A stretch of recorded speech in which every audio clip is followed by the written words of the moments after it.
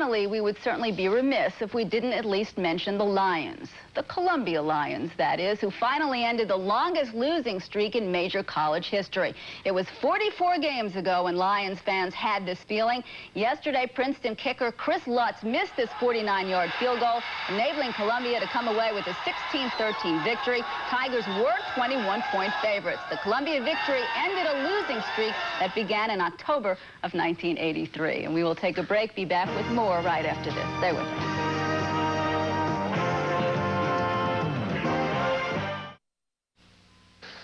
Last week, we talked about Rick Massey, the Broncos wide receiver. He boarded the team plane to San Diego and developed acute claustrophobia, and he deplaned.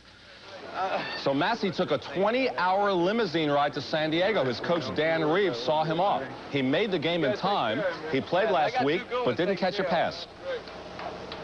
The biggest problem I have is if I get a little hot on the plane and I feel closed in, then I have it overcomes me mentally, and I can't control what happens after that. And it's not that I'm not strong enough to. I know I am. It's just something I've got to work with, and it's personal.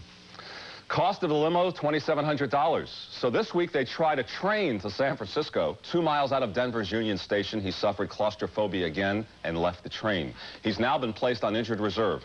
A Broncos spokesman said, "We play road games, and if you can't travel, that's a problem." Says Massey, "It is day to day. It's just a matter of working my way through it." We wish him well. And that'll do it today for NFL Live. For Paul and Gail, I'm Len Berman in New York. We'll see you at halftime. Enjoy the game, everybody.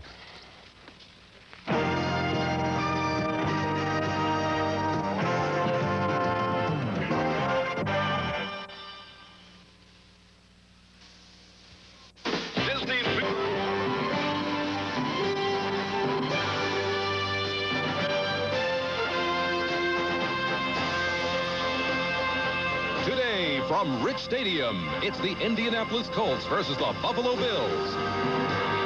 Brought to you by Budweiser, Beechwood Age for that clean, crisp taste. This Bud's for you. By Mitsubishi Motors, who invites you to come see the full line of cars and trucks. Mitsubishi, suddenly the obvious choice. And by AT&T, the right choice. It's the 4th consecutive sellout at Rich Stadium. A crowd of 80,000 expected on a chilly, rainy afternoon in Buffalo. Hello, everyone, and welcome to Rich Stadium. Tom Hammond, along with Dave Lapham, the former Bengals offensive lineman, ready to bring you this key game in the AFC East. The Bills in first place, 4-1. The Colts in last place, 1-4, and facing a must-win situation today. The Colts' 4 losses, by the way, have been by a total of only 17 points. When we talk about the Colts, we have to talk about Eric Dickerson. Eric Dickerson, Tom, once again leads the entire National Football League in rushing, but last year he only had 19 yards and 11 carries, a career low. Meanwhile, this season, the Indianapolis Colts have gone through a succession of quarterbacks. Gary Hogeboom started the season, but he was battered and bruised, and Hogeboom lost his starting job to Jack Trudeau. Trudeau, here against the Cleveland Browns, was sacked and injured his knee, and he is likely out for the rest of the season. He's contemplating reconstructive surgery on that knee, so most definitely. So Chris Chandler, who started the season number 3, the rookie, is now the quarterback here, tossing his first NFL touchdown pass to a wide-open Bill Brooks against the New England Patriots a week ago. Buffalo Bills unbeaten until they faced the Bears last week. And the Bears, they got 6 sacks on Jim Kelly, and the reason they did that held the Bills to 0 yards rushing on 10 carries, pinned their ears back. And the reason the Buffalo Bills are in first place this season is defense. And they're led by Bruce Smith and Cornelius Bennett, and they celebrate with the heart attack sack. So defense probably will be the key for the Bills today. What do you see the game shaping up? What will each team have to do to win? Tom, I feel that the Indianapolis Colts have to diversify their running attack with a passing game. They're only averaging 128 yards passing on the season, well below NFL standards. Do some play-action passing on first down. Utilize Eric Dickerson's abilities. Create some running lanes for Eric Dickerson. And Buffalo, on the other hand, they have to diversify Jim Kelly's passing abilities with a running attack. They're only rushing for 87 yards per game and really putting too much of the burden on Jim Kelly and really making it tough for the offensive linemen to protect Jim Kelly. So both teams have to diversify their offensive attack. The Indianapolis coach, Ron Meyer, who told us yesterday that this was a must-win game for his team to have any hopes of repeating as Eastern Division champion. And Marv Levy across the field directing the Buffalo Bills, and off to a great start at 4-1 and in first place in the AFC East. The Indianapolis Colts have won the toss and will receive. This kickoff is sponsored by Budweiser, the king of beers.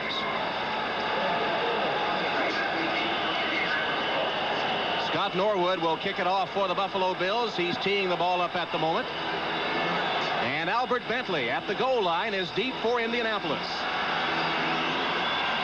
The fourth straight sellout here at Rich Stadium, 80,000 strong, and the game about to get underway. It rained this morning, but no rain the past couple of hours. Here's Norwood's kick.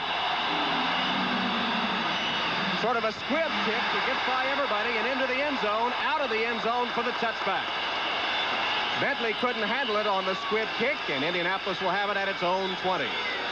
Here's a look at the starting lineup now, the offensive unit for the Indianapolis Colts. Chris Chandler, the rookie, is the quarterback out of Washington. Dickerson leads the league in rushing. Bentley, Verdun, Brooks, and Beach. Brooks is the leading receiver. And the offensive line for the Colts, a big line averaging over 290 pounds. Chris Hinton beaten a year ago badly by Bruce Smith of the Bills. First down for the Colts. Two tight ends in the lineup. Dickerson is the lone setback. Pass on first down. Chandler, diving grab, but no good, out of bounds. Brooks made a great catch, but he was out of bounds. Derek Burrows covering on the play for the Bills. You know, Tom, it's amazing. It's almost like the Buffalo Bills defensive coaches were in the game plan. Look at Shane Conlon, number 58 in the blue. He comes on a blitz as Chandler delivers the football on an out pattern. Nice effort, sells out, just does not keep both feet in bounds, catches the football out of bounds by number 80, Brooks. But they blitzed on first down. It's like the Bills knew the Colts were going to pass the football on the first play of the game. So it's 2nd and 10 for Indianapolis. Albert Bentley into the lineup. Double wide receivers to the right. Dickerson a little closer to Chandler to hear the cadence. Now he backs up into the tailback spot. And again, a play-action pass. Complete to the 40-yard line. Brooks goes up to get it. Burrows takes him to the turf. But a 20-yard strike. Chandler to Brooks for a Colt first down. Unbelievable matchup inside once again. Shane Conlon came on the blitz, and Eric Dickerson leveled him, but we're going to go and see how the ball get downfield after Eric Dickerson's block. Just a little pass in the zone over the linebackers in front of the defensive backs. Great concentration on the football by Brooks. The hit was provided in there very defectively by Derek Burrows, but a little bit too late. 16th catch of the season for Bill Brooks, who showed no fear going across the middle and leaving his feet to make the grab.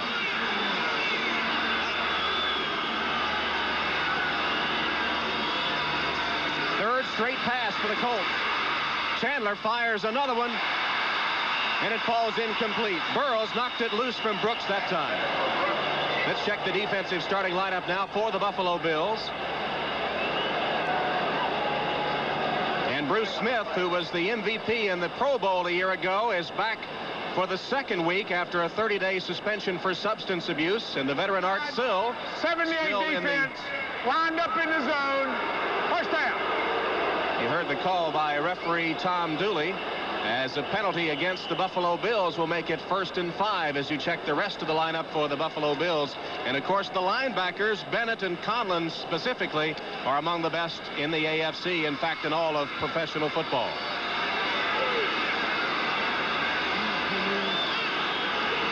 First and 5 for the Colts at their own 45-yard line. This drive began on the 20 to open the game. Chandler again will pass. Bentley with a one-handed grab picks up another first down in Bill territory at about the 47-yard line. 12-yard gain. Cornelius Bennett nudged him out of bounds. Boy, Ron Meyer is answering his critics right here. He's thrown the football every single down. And what it's going to do is create running lanes for Eric Dickerson later in the game. Here, Chandler's provided great protection. Pump fakes the football. Look at this catch. One hand, boom. No stick 'em. That's just concentration on the football. Brings both feet down in bounds. Tremendous catch by Albert Bentley. Once again, one hand stab, controls it to his chest. Great play by Bentley. Ball spotted at the 43-yard line where the Colts have a first down.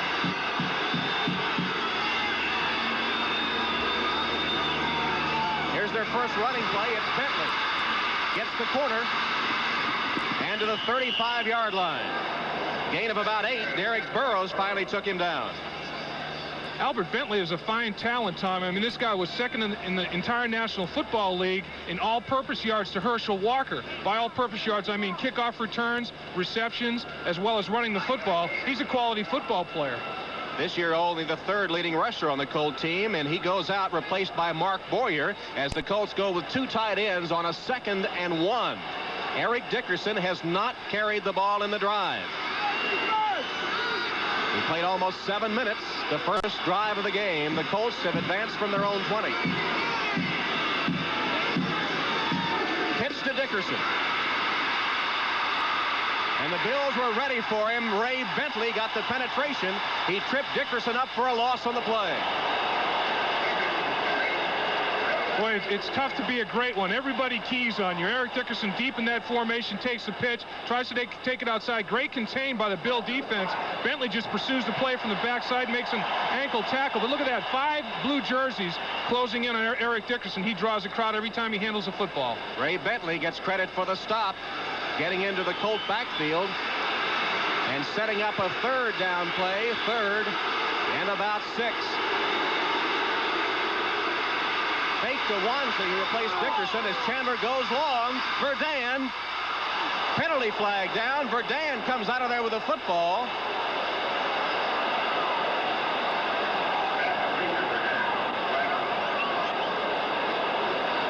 Clarence Verdun works his way off the line of scrimmage. Burrows gets his hands up to the face mask, but it's later on as the penalty goes and makes contact with his arms before the football actually arrives to Clarence Verdun. Early contact by Burrows, properly called pass interference. Here's Tom Dooley. Pass interference. Number 29 defense. First down. So Derek Burrows called for the interference. Verdun had pushed off a couple of times, but Burrows got in there. And the Bills had led the league in penalties, had committed the fewest penalties until a week ago. And against the Bears, they were hampered by the penalties somewhat. Right, they had 9 penalties. They're still tied for the fewest in the NFL, but 9 of the 23 were last weekend, as you say, Tom. And they did have that stat all alone, now are tied. Dickerson is in on 1st down for the Colts. Ball is on the 14-yard line. Draw play. And again, they're ready for Dickerson. Blue shirts swamp him under with Cornelius Bennett leading the charge. Once again, Dickerson draws a crowd, and it seems like the Bills' defensive philosophy is stop Eric Dickerson, let the supporting cast do their thing, but they are not going to let Eric Dickerson beat them this afternoon. Last season's game, as we mentioned, 19 yards and 11 carries. He's in negative yardage now on 2 carries. The last time the Colts and the Bills met in December at the Hoosier Dome, the Bills really put the throttle on the Colts running game and held Dickerson to a career low 19 yards. In 2 carries today, he has negative yardage. 2nd and 9. Chandler's pass for the end zone. Intended for Mark Boyer, the tight end, with Leonard Smith covering on the play to knock it away, and it's incomplete. Cornelius Bennett provided the pressure, knocked Chris Chandler right to the ground. Just an unbelievable rush. Chandler watch number 55, Cornelius Bennett, come in from that right side and provide the hit. Good effort in the back corner of the end zone, just overthrown Mark Boyer. Watch number 55 in the blue from the bottom of your screen, comes in unblocked, boom, delivers a hit right to the right shoulder blade of Chris Chandler. That's potential injury right there. It's 3rd and 9 from the 13-yard line of the Bills.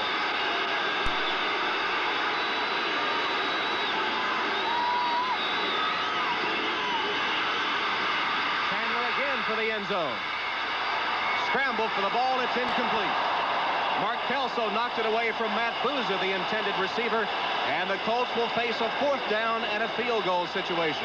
Once again, Cornelius Bennett provided the pass rush. He lined up at right defensive end on that play. First, he lined up at left outside linebacker, pressured the quarterback, then they moved him over to right defensive end, pressured the quarterback. They say, might as well let Cornelius Bennett take a shot at everybody up and down that cold offensive line.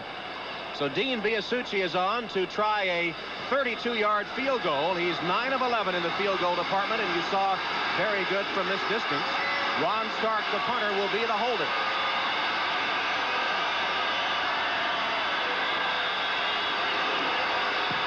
Biasucci's kick is good. So the Indianapolis Colts get a field goal, relying mostly on the pass for the drive, and they lead the Bills 3-0. Scored Dallas with a touchdown against Washington. And Dean Biasucci will kick it off for the Indianapolis Colts. He kicked the field goal that gave the Colts a 3-0 lead on their opening drive of the game. So the Bills will have a chance for the football. Tucker is deep for Buffalo.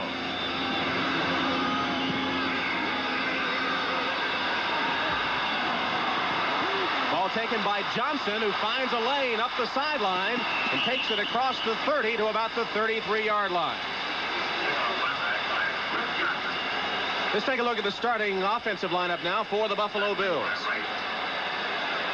Veteran Tim Vogler will be back in the lineup today. As you see the backs and receivers, Jim Kelly, who is hitting about over 50% of his passes, 6th rated passer in the AFC, and Vogler back in the lineup off injured reserve, and Walford moves back to his customary left tackle spot on that offensive line, which should help the play of the offensive line somewhat today. First down for the Bills at their own 33-yard line. Kelly will go up top. And the pass is complete to Burkett. Chris Burkett makes a first down grab at about the 47-yard line of Buffalo. 16-yard gain. Chris Good, who got a start for the Colts today, knocked him out of bounds. Just a nice pattern run by Burkett, and watch the protection that Kelly gets. Everybody's wired at the line of scrimmage. 5-yard separation. His vision's totally unimpeded. Burkett, boy, he hits him on a comeback pattern right between the 8 and the 5. Really nice coverage provided by Chris Good on that play, but just a tremendous throw by Jim Kelly. First down for the Buffalo Bills on their own 47-yard line. Metzelars goes in motion, and the first running play for the Bills to give is to Thurman Thomas. Thurman Thomas takes it for 12 yards down to the 40 of the Colts. Mike Pryor stops him there. Thurman Thomas, the second-round draft choice by the Buffalo Bills. Of course, the first pick that they had this season did not have a first-round choice. Has been a real find, a real keeper. Here it's just back deep in the I formation, makes a nice read, nice running lane, accelerates, just positive yardage. Thurman Thomas leads leads all rookies in rushing and total yards. He's been a quality back for the Buffalo Bills this season. First down for the Bills at the Colt 41-yard line. Thomas again gets only a couple this time before he's tripped up by John Hand, starting defensive end for the Colts. And here is a look at that Colt defensive unit today. Up front, Byron Darby gets a start at nose tackle, replacing a nicked-up Joe Klecko. Among the linebackers, Fred Young moves inside, replacing Cliff Odom, who walked out of practice earlier in the week. It means outside two, rookie O'Brien Alston gets a start. And in the secondary, Good gets his first start, and so does Swope, as Ron Meyer shakes up his defensive unit a bit here at Buffalo. 2nd and 9 for the Bills. Kelly's pass, picked off. Barry Krause got the deflection and cradled it in for his interception, his first interception of the season. A tipped ball off the hand of the intended receiver, Andre Reed, and Krause makes the grab for Indianapolis. Andre Reed, flanked out wide, takes about a 5-yard step in his pattern, comes directly across the middle. Tough ball, tough catchable ball. Barry Krause does a nice job, heads up play on the tip. Colts ball when we return. Indianapolis Colts with an interception off a poor Jim Kelly pass. Exactly. Andre Reed did everything he could just to get a hand on that football. The ball was thrown too high. Nice concentration by Barry Krause to come up with his first interception. And Jim Kelly throwing his 7th interception of the season. He has only 2 touchdown passes, and that was his 7th interception. Colts with a first down at their own 39-yard line, leading 3-0 with 8:59 remaining in the first quarter.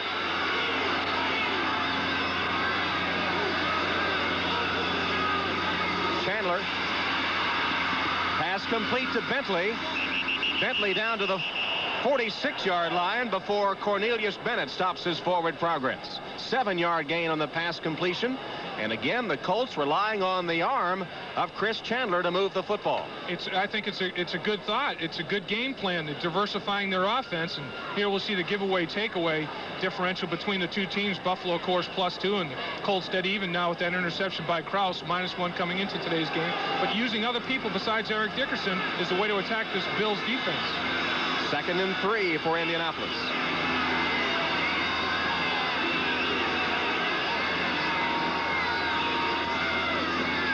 again. And again complete to the tight end, Mark Boyer, who takes it for a first down to the Bills' 45-yard line, where he's stopped by Ray Bentley. Once again, good pass protection by that Indianapolis Colts offensive line. Watching the bottom of your screen, number 78 in the blue, Bruce Smith, defeats the guard, Dixon, but who's there? Boom. Chris Hinton, the Pro Bowler. It's a tough day at the office, boy, when two people are paying attention to you all afternoon long. That's respect, and Bruce Smith has really earned that respect by MVP in the Pro Bowl last season. He wreaked havoc against the Colts in December at the Hoosier Dome last year. He was Defensive Player of the Week after a 6-tackle, 3-sack performance against Indianapolis. First down for the Colts at the 45 of the Bills. Chandler again will throw, and he goes deep. Verdun, incomplete.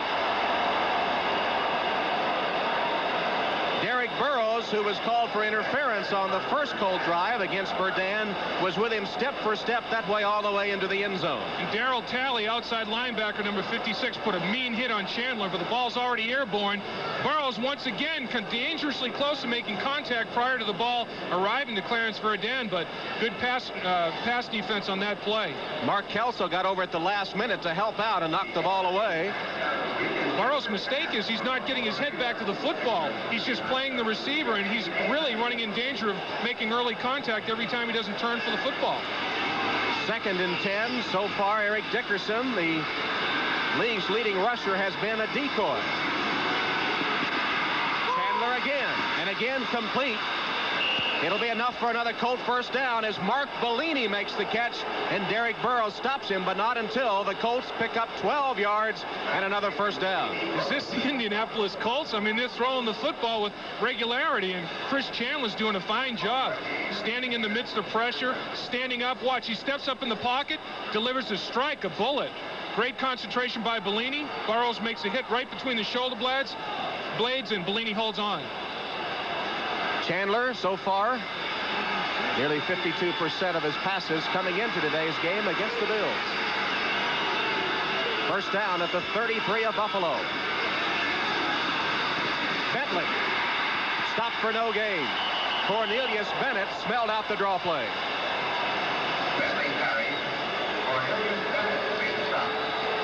Let's check our 10-minute ticker now. The Jets, after getting a safety as Marty Lyons stopped Boomer Esiason for a safety, add a touchdown and go up 9-0 on the unbeaten Bengals. Cleveland up 7-0 on Seattle. Still the Rams 3-0 over Atlanta. And Washington and Dallas tied at 7, while Minnesota leads Tampa Bay. 2nd and 12 for Indianapolis. Chandler overshoots his man, but a flag on the play, and it could be another interference against Buffalo.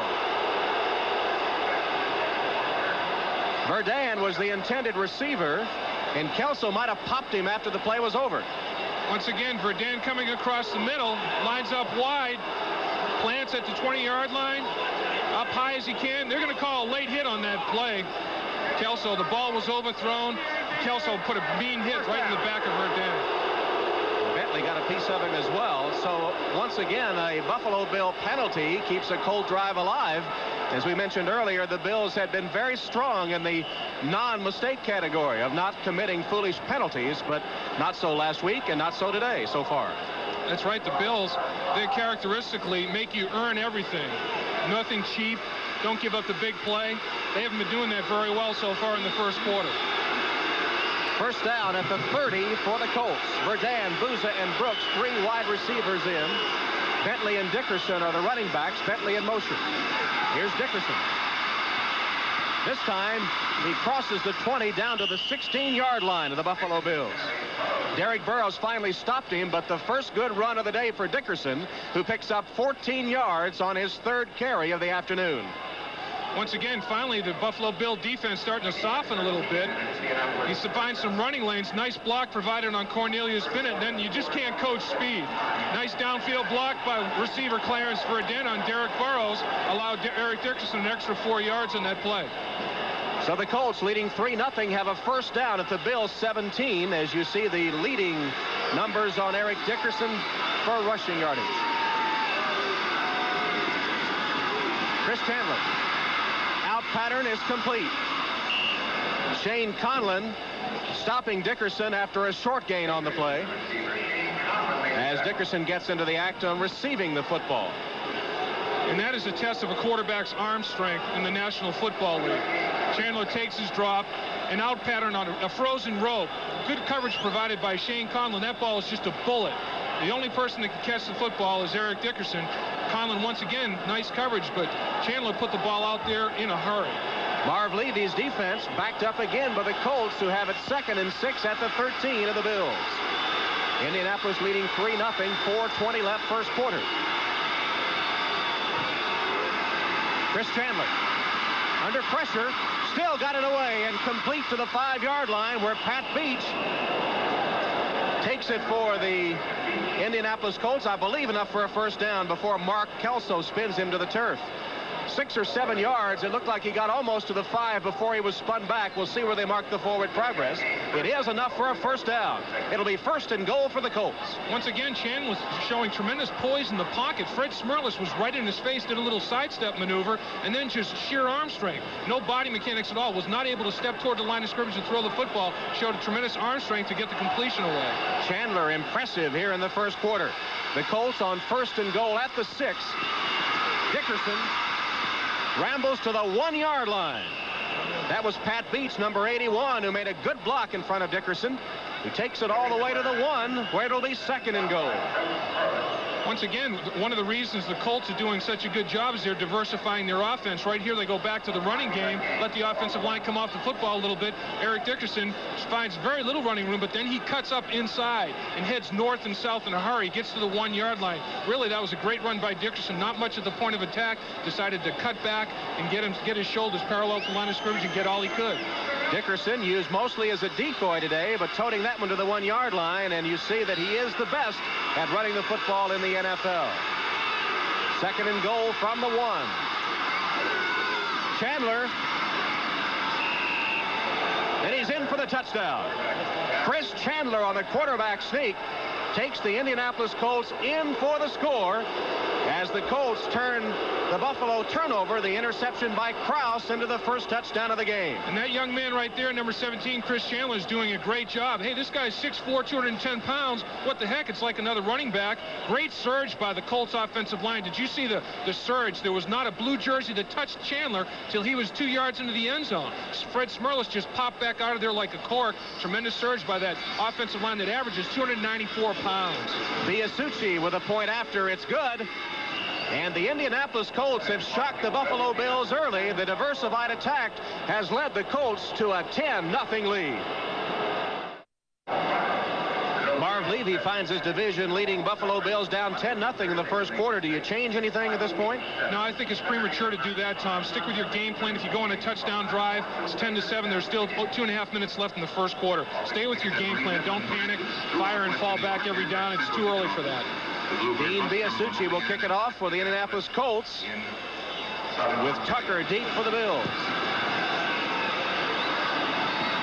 And this will be Johnson again, up the sideline, and again, good running room. He slips down, but not until he gets to the 35, and he might have gotten more had he not slipped at that point.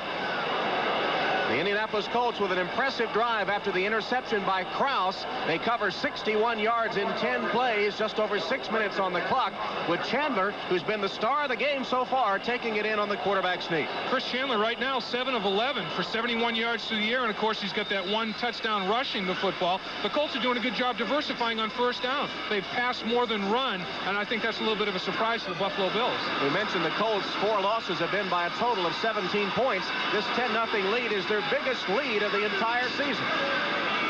Bills have it with a first down at their own 35. Kelly's pass complete. Nice catch by Andre Reed, who did a 360 and then is knocked out of bounds by Chris Good. The pass was behind Reed, but he made a nice grab. Reed was very athletic, had to just come back for the football. Here he comes in motion across the entire backfield, times it perfectly, works his way upfield in a little out pattern, has to do an entire turn in midair to adjust to the football. Good concentration, made the catch. Andre Reed, leading receiver on this Buffalo team and second in the AFC in receptions, trailing only Schuler of the Jets. Had 7 catches against the Bears a week ago. That one went for 8 yards at 2nd and 2. Thomas pounds ahead and comes close to the first down marker. He's across the 45. It should be enough for the first down. John Hand and Barry Krause combining on the tackle for the Colts. It is a Bill first down. Nice individual effort by Thurman Thomas. He was hit, contacted severely short of first down yardage, but then he spun himself, redirected his balance, got himself north and south for another 3 yards in the first down. Ron Meyer, his critics said he relied too much on Eric Dickerson. He has answered the critics in the first quarter today with a very diversified attack led by the rookie, Chris Chandler. Pitch it to Thomas. Thomas stacked up and dropped at the 45. Dwayne Bickett, outside linebacker on that side, made the initial hit for the Indianapolis Colts and then got help from Fred Young. Dwayne Bickett he's starting to establish himself as one of the top 10 defensive players in the National Football League at that linebacker position. Here's the pitch to Thurman Thomas, cuts up inside, boom. Bickett makes a nice initial hit. Pryor comes, or no, that's Fred Young, makes his hit from the inside linebacker position. Double team on Thurman Thomas, nowhere to go. Bickett and Young, Pro Bowl performers a year ago. 2nd and 11 for Buffalo. Kelly's pass, too long and incomplete.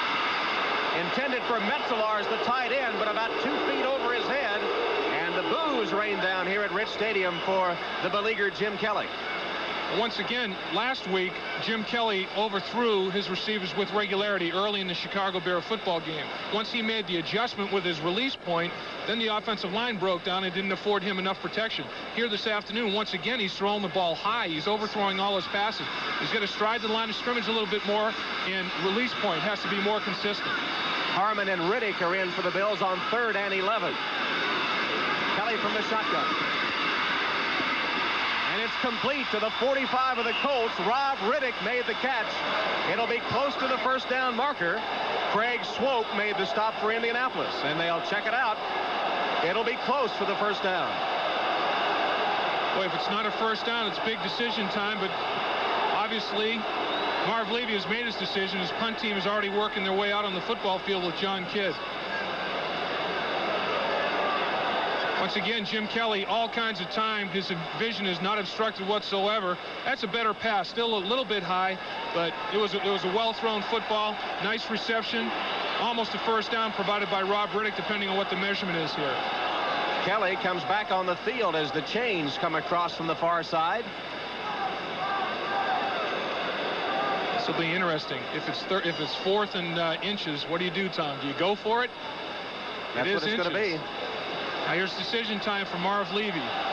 Do you have enough confidence in that Bill defense? If you don't make it, that the Bills will hold. He's made the decision to go for it. This is a critical point of this football game. And it's the Bill running attack that has been sputtering this season, held to 0 yards by the Bears last week. And here on 4th and inches, they're going to go for it with a ball spotted just inside the 45-yard line of Indianapolis. And the Colts leading 10-0 with 48 seconds left in the first quarter. Carl Byram and Rob Riddick are in. The Bills have converted 3 of 4 on 4th down this season. 4th and inches.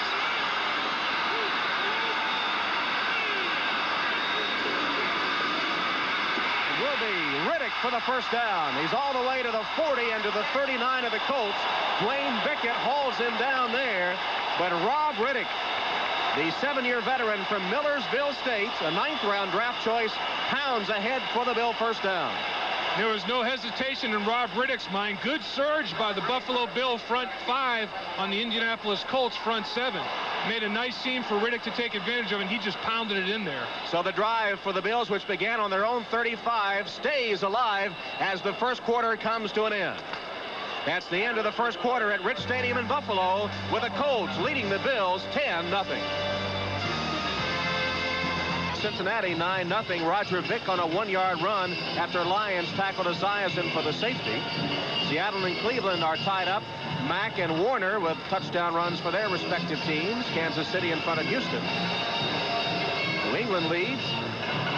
McMahon hits McKinnon for a touchdown pass. The Bears 7-0 on Detroit. Rams playing well and leading 10-0. As you see the other scores around the NFL in the early starting games today. Well, the Bulldozers have been held in check through the first quarter by the Indianapolis Colts, but their drive now has reached the 39 of Indianapolis, where they have a first down. Thomas hit and dropped for a gain of maybe 1. Craig Swope, the strong safety, came up in a hurry to stop the rookie Thomas after maybe a 1-yard gain. Swope made a nice play on that. He actually sliced in behind the blocking and caught Thurman Thomas from behind. Now, Jim Kelly should take note of that and think, hey, let's run a little play-action pass and make him pay for supporting the run so well. Here are the first quarter stats. The surprise would be the yards passing on behalf of the Colts, who have dominated the time of possession as well.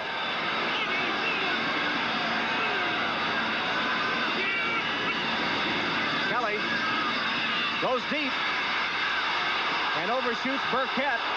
He wanted the interference call. Burkett and Willie Tullis were battling and bumping. Burkett wanted the flag but didn't get it.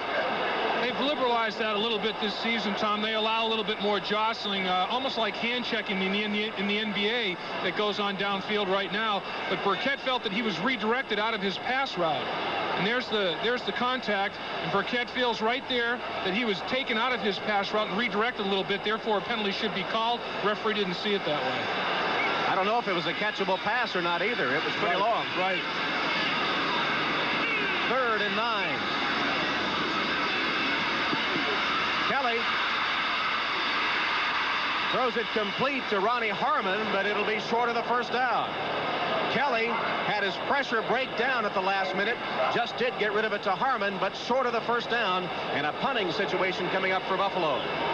Jim Kelly stayed in the pocket as long as he possibly could. Sat in there. The protection does break free, and then he delivers the football to Harmon for positive yardage. Kelly showed some nice courage on this play, because watch, he steps in that pocket, and Armstrong beats the right guard Vogel a little bit, Hand, Donnell Thompson, everybody meets at the quarterback.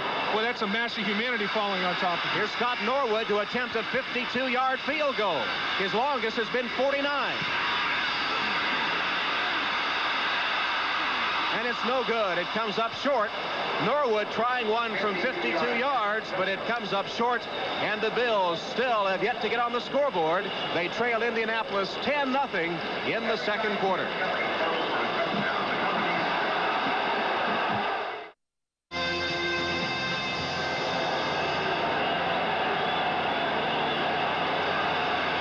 Tom Hammond and Dave Lapham at Rich Stadium, 10-0. The Colts leading the Bills. Colts with a first down, and Chandler blitz, tossed up the football. I believe the Colts got it back.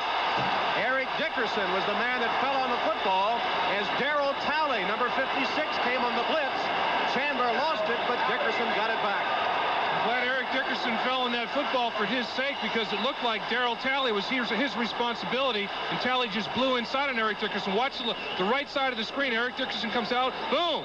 Darryl Talley, 56, and the blue comes inside, knocks the football free, blindside from Chris Chandler. Eric Dickerson reacts back to fall on it.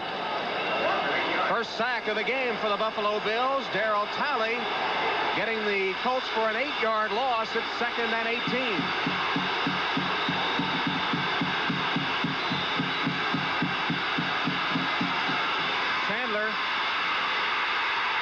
And he's taken down again. Art Still is the man pressuring him this time.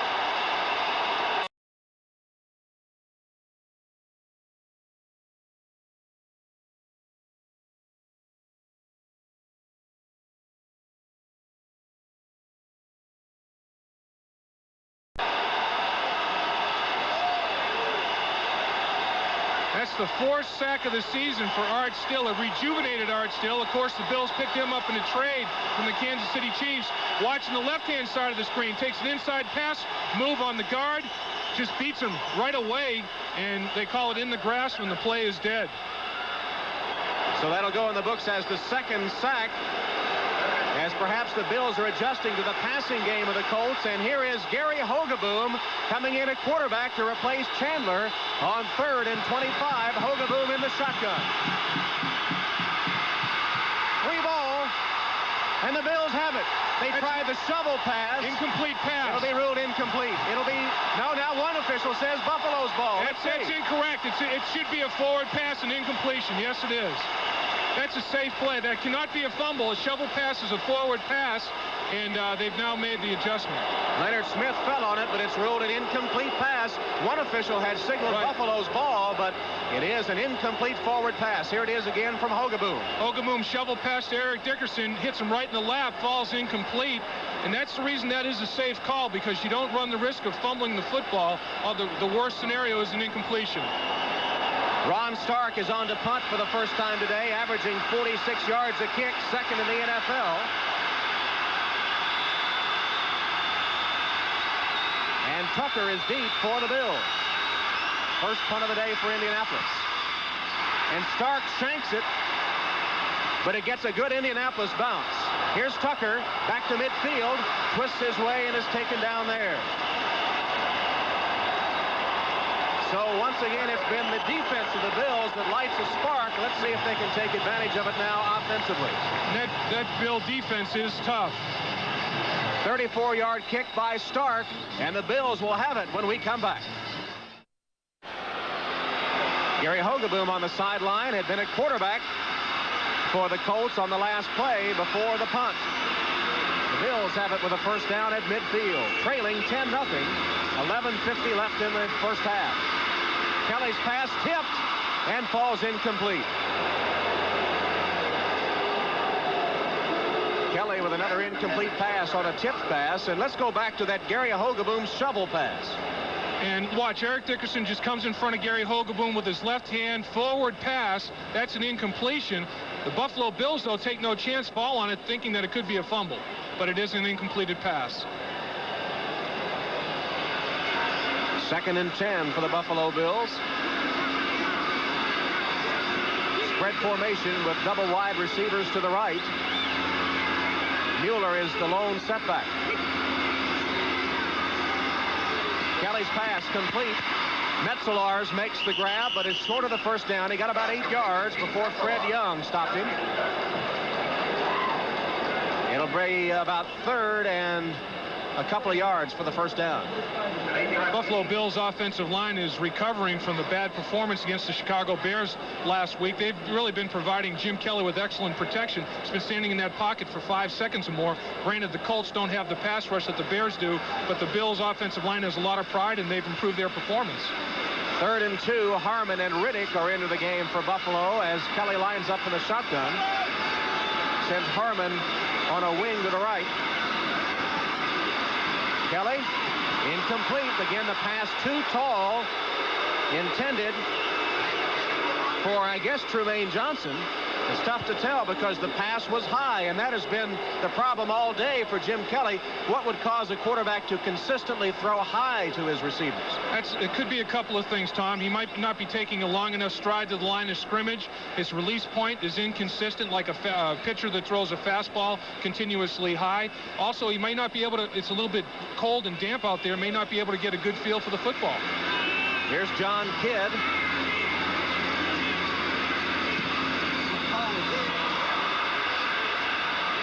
His kick is short, bounces out of bounds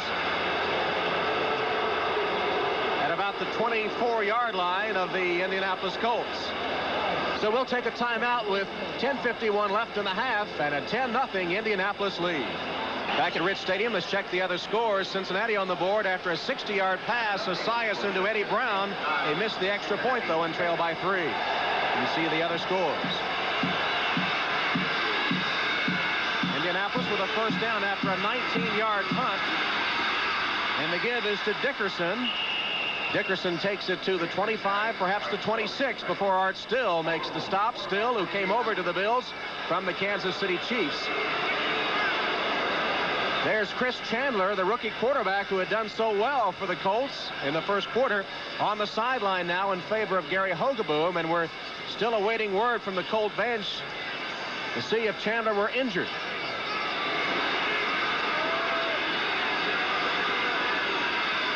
Second down and 6. Hogaboom completes the pass to Booza.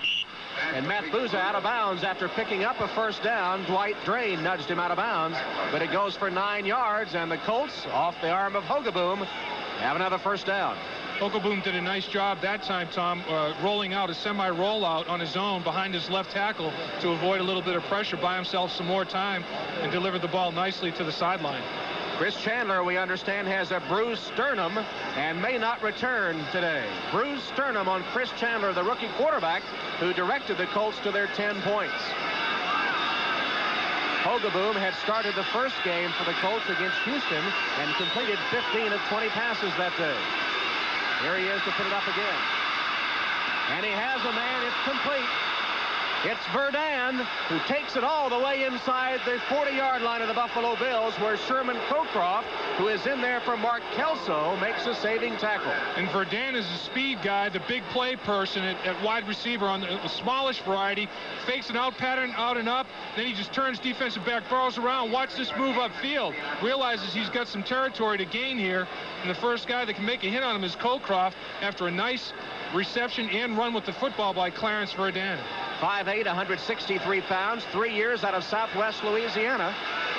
That one went for 27. And again, Verdun down the sideline almost made a diving catch. Derek Burrows was with him, and Sherman Cockcroft was also over there, number 20. Cockcroft has come in at free safety, replacing Mark Kelso, who has a head injury. Hogaboom said, let's go after Derek Burrows a little bit, ran a little streak pattern, trying to get some separation. Verdun, that's a catchable football. Clarence Verdun is very disappointed by the fact that he was not able to bring that football in. Would have been a first and goal situation for the Colts at about the 5-yard line. 9 out of 10 times, that's a catch for that young man. Seems like the Colts have been picking on Derek Burrows so far here in the first half. In Verdun, you notice the Colts trying to stretch the Bills' defense. They got long and deep with Verdun. Verdun is out. Matt Booza is in on 2nd and 10 from the Bill 39. Hogaboom quickly in and out of the hands of Mark Boyer, the tight end, who was running a crossing pattern and was covered by Leonard Smith. Gary Hogaboom, quite frankly, should have 2 consecutive completions. Verdun dropped a catchable ball, and so did Boyer on consecutive passes. Hogaboom's thrown the ball very well. I don't think he has the arm strength that he once did, has had shoulder surgery, elbow surgery, can't zip the ball with the velocity that he had in his early years, but still a very capable quarterback. The tight ends go out now, as you see the clock stopped at 9:22, and the Colts leading the Bills 10-0. It's 3rd and 10. Verdun, Booza, and Brooks, along with Bentley and Dickerson. Hogaboom drops back for the end zone. Verdun, touchdown.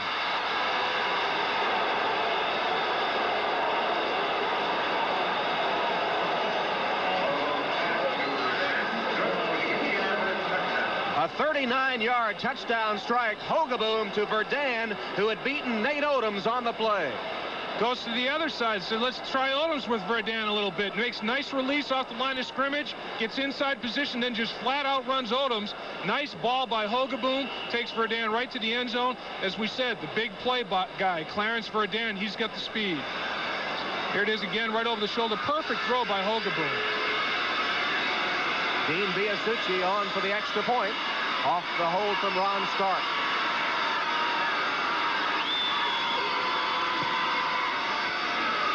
And the kick is good. Extra point is good. So the Indianapolis Colts, with only 1 win in the books this season, faced with a must-victory situation here, go on top of the Buffalo Bills 17-0 with 9:16 left in the half. The Indianapolis Colts relying on the passing game today, and it gets them another score. Great pass protection up front. Hogaboom delivers a perfect ball to Verdun. The Colts have 144 yards passing already. They've been averaging 128 per game already in the second quarter, 144. That was a 6-play drive that covered 77 yards. Biasucci's kick taken by Tucker at the 8. Tucker with a good return, totes it out to the 32-yard line, where the Bills will have it first down. And there's a flag on the play.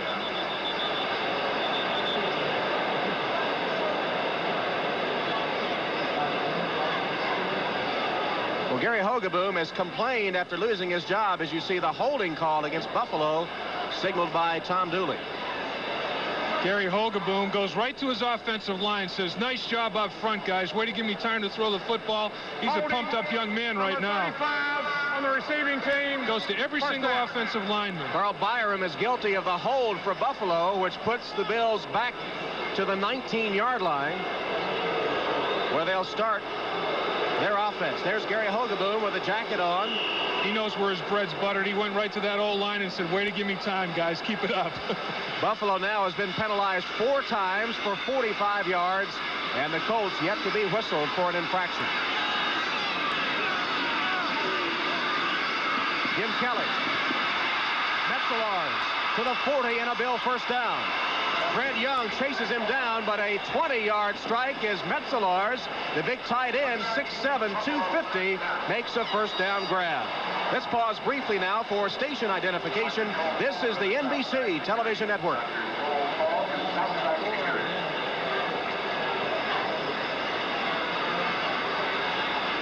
Tom Hammond and Dave Lapham, Rich Stadium in Buffalo. The Colts leading the Bills 17-0 with 8.5 minutes left in the first half.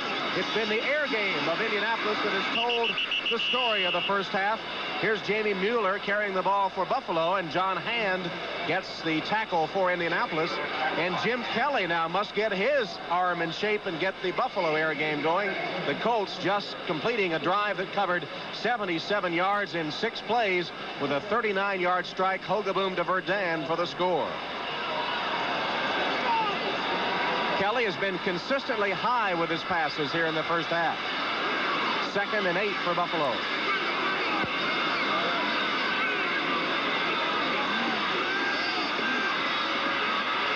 Kelly with time again completes the pass to Metzelaars. He's down at midfield, and it should be enough for the first down.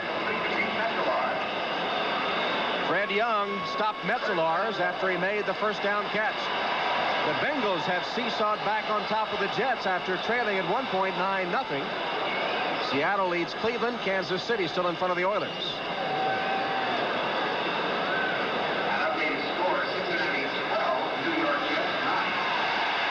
And here at Rich Stadium, it's 17-0. The Indianapolis Colts of Ron Meyer leading the Buffalo Bills.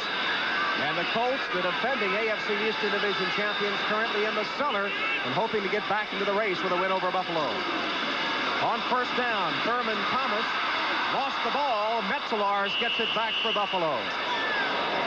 Fred Young made the hip on Thomas that knocked the ball loose, but Metzelaars able to jump on it. The play was out of sync from the word go. Watch how Jim Kelly hesitates. Double pumps. Oh, double clutch the pitch. That throws it out of whack a little bit. Thurman Thomas has to take it up inside because of the delay. Fred Young, right for the football, strips it out of there. Number 88 in the blue, Pete Metzelaars, comes up for the recovery. He's been big in this series. 2 receptions, and he recovered that fumble. There's Thomas, the rookie, on the sideline as the Bills have a passing situation, 2nd and 8. Harmon in motion. Kelly threw it incomplete behind Metzelaars, the intended receiver. And Kelly with another poor pass, but feeling pressure from the rookie linebacker, O'Brien Alston. And what the Colts have made an adjustment on Metzelaars' first 2 receptions. He was isolated one-on-one on linebackers. Fred Young the first time, Dwayne Bickett the second time. That time, Fred Young got some help from Craig Swope, that's easy for me to say, at the safety position. He came up and they doubled Metzelaars, so look for Jim Kelly to go to his outside receivers because they're doubling his tight end. 3rd down and 8 to go for the Bills, who have not converted on 3 third down situations in the game. Kelly, it's complete. Chris Burkett makes the catch in traffic, and the Bills keep their drive alive with a first down. Eugene Daniel stopped him, but it was a 16-yard gain. And Kelly comes up with a clutch pass complete to Burkett. He stayed in that pocket when it started to break down. John Hand made a hit on Kelly up the middle. Jim Kelly stood in there strong and did throw the football. He's starting to bring it down a little bit. Watch, Jim Kelly takes his set. John Hand breaks free, boom, makes a hit to Kelly's left side, but Kelly delivers it right between the 8 and the 5 for Chris Burkett. Burkett, 4 years out of Jackson State, made the good catch in traffic.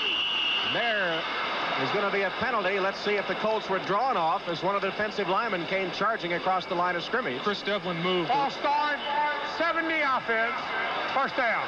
That's Joe Devlin of Buffalo, who's guilty of the false start, number 70. And that is the 5th penalty against Buffalo.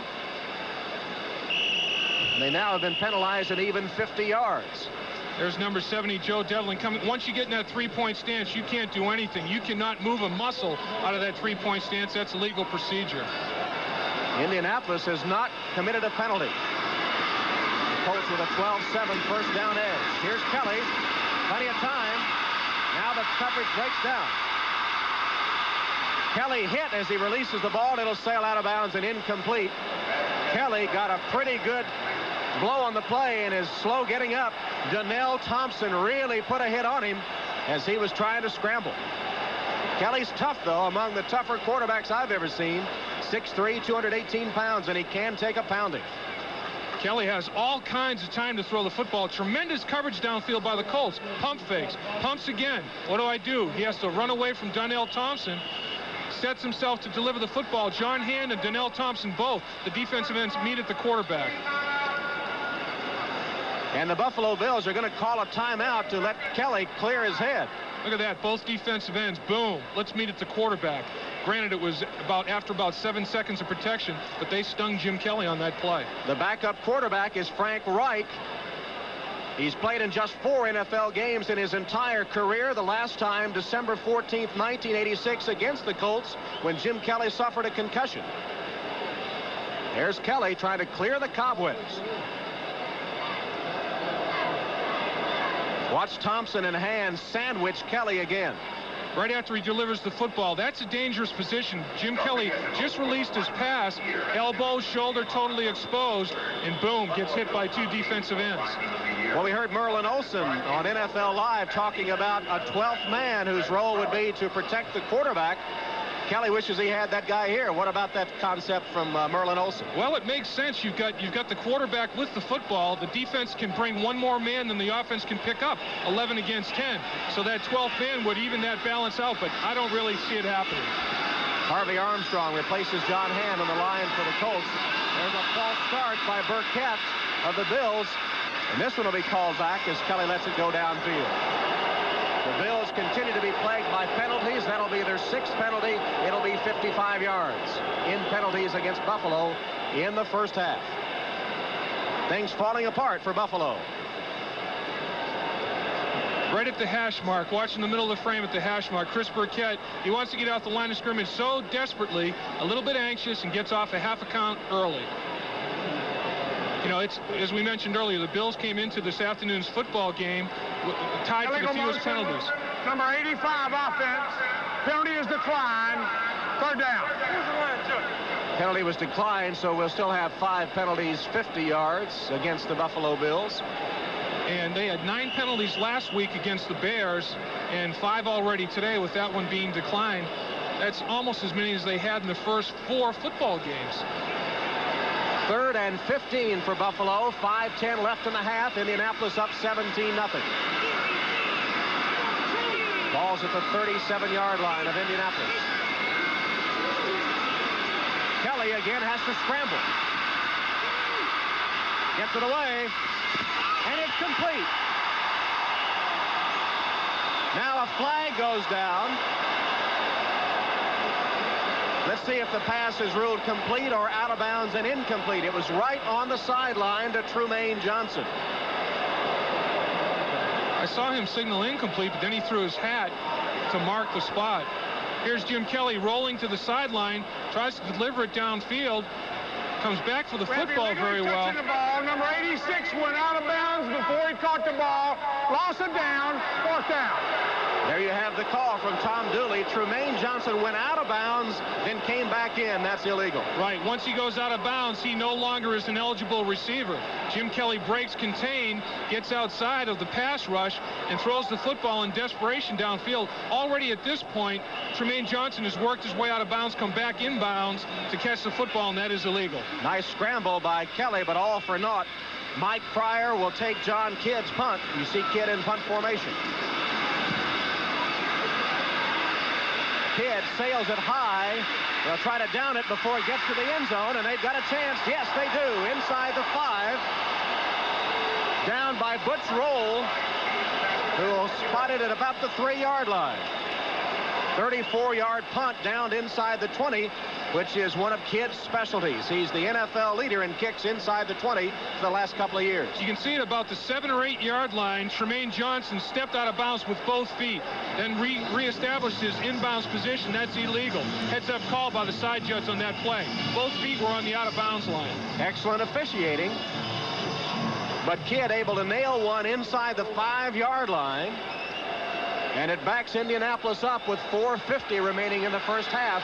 And Indianapolis leading 17-0.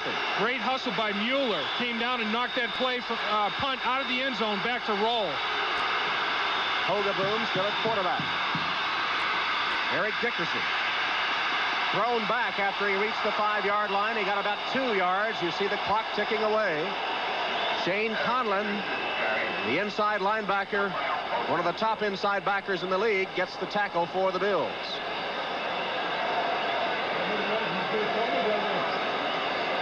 See the other scores on our 10-minute ticker. Boy, the Rams are doing a number on the Falcons.